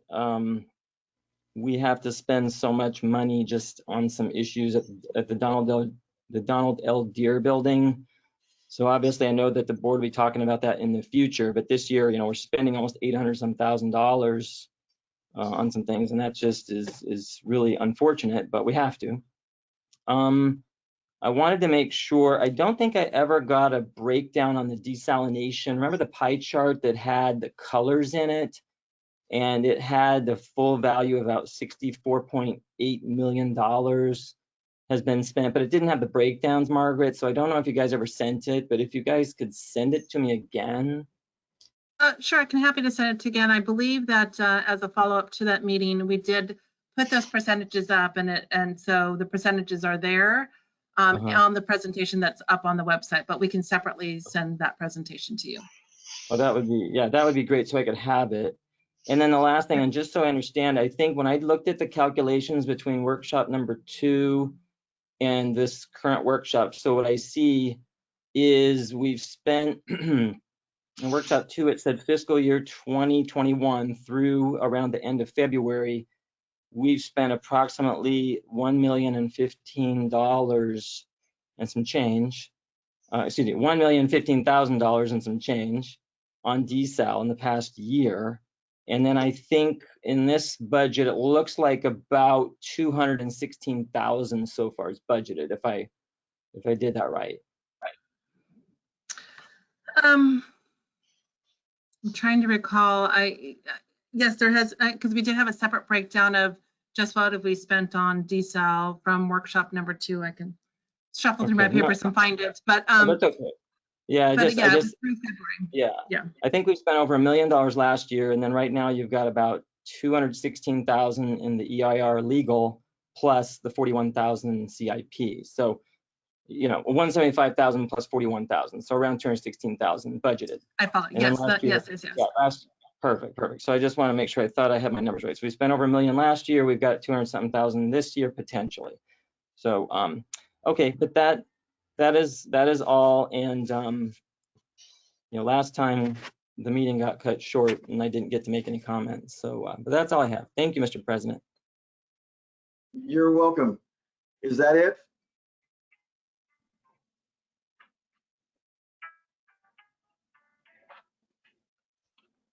That's it. The meeting is adjourned.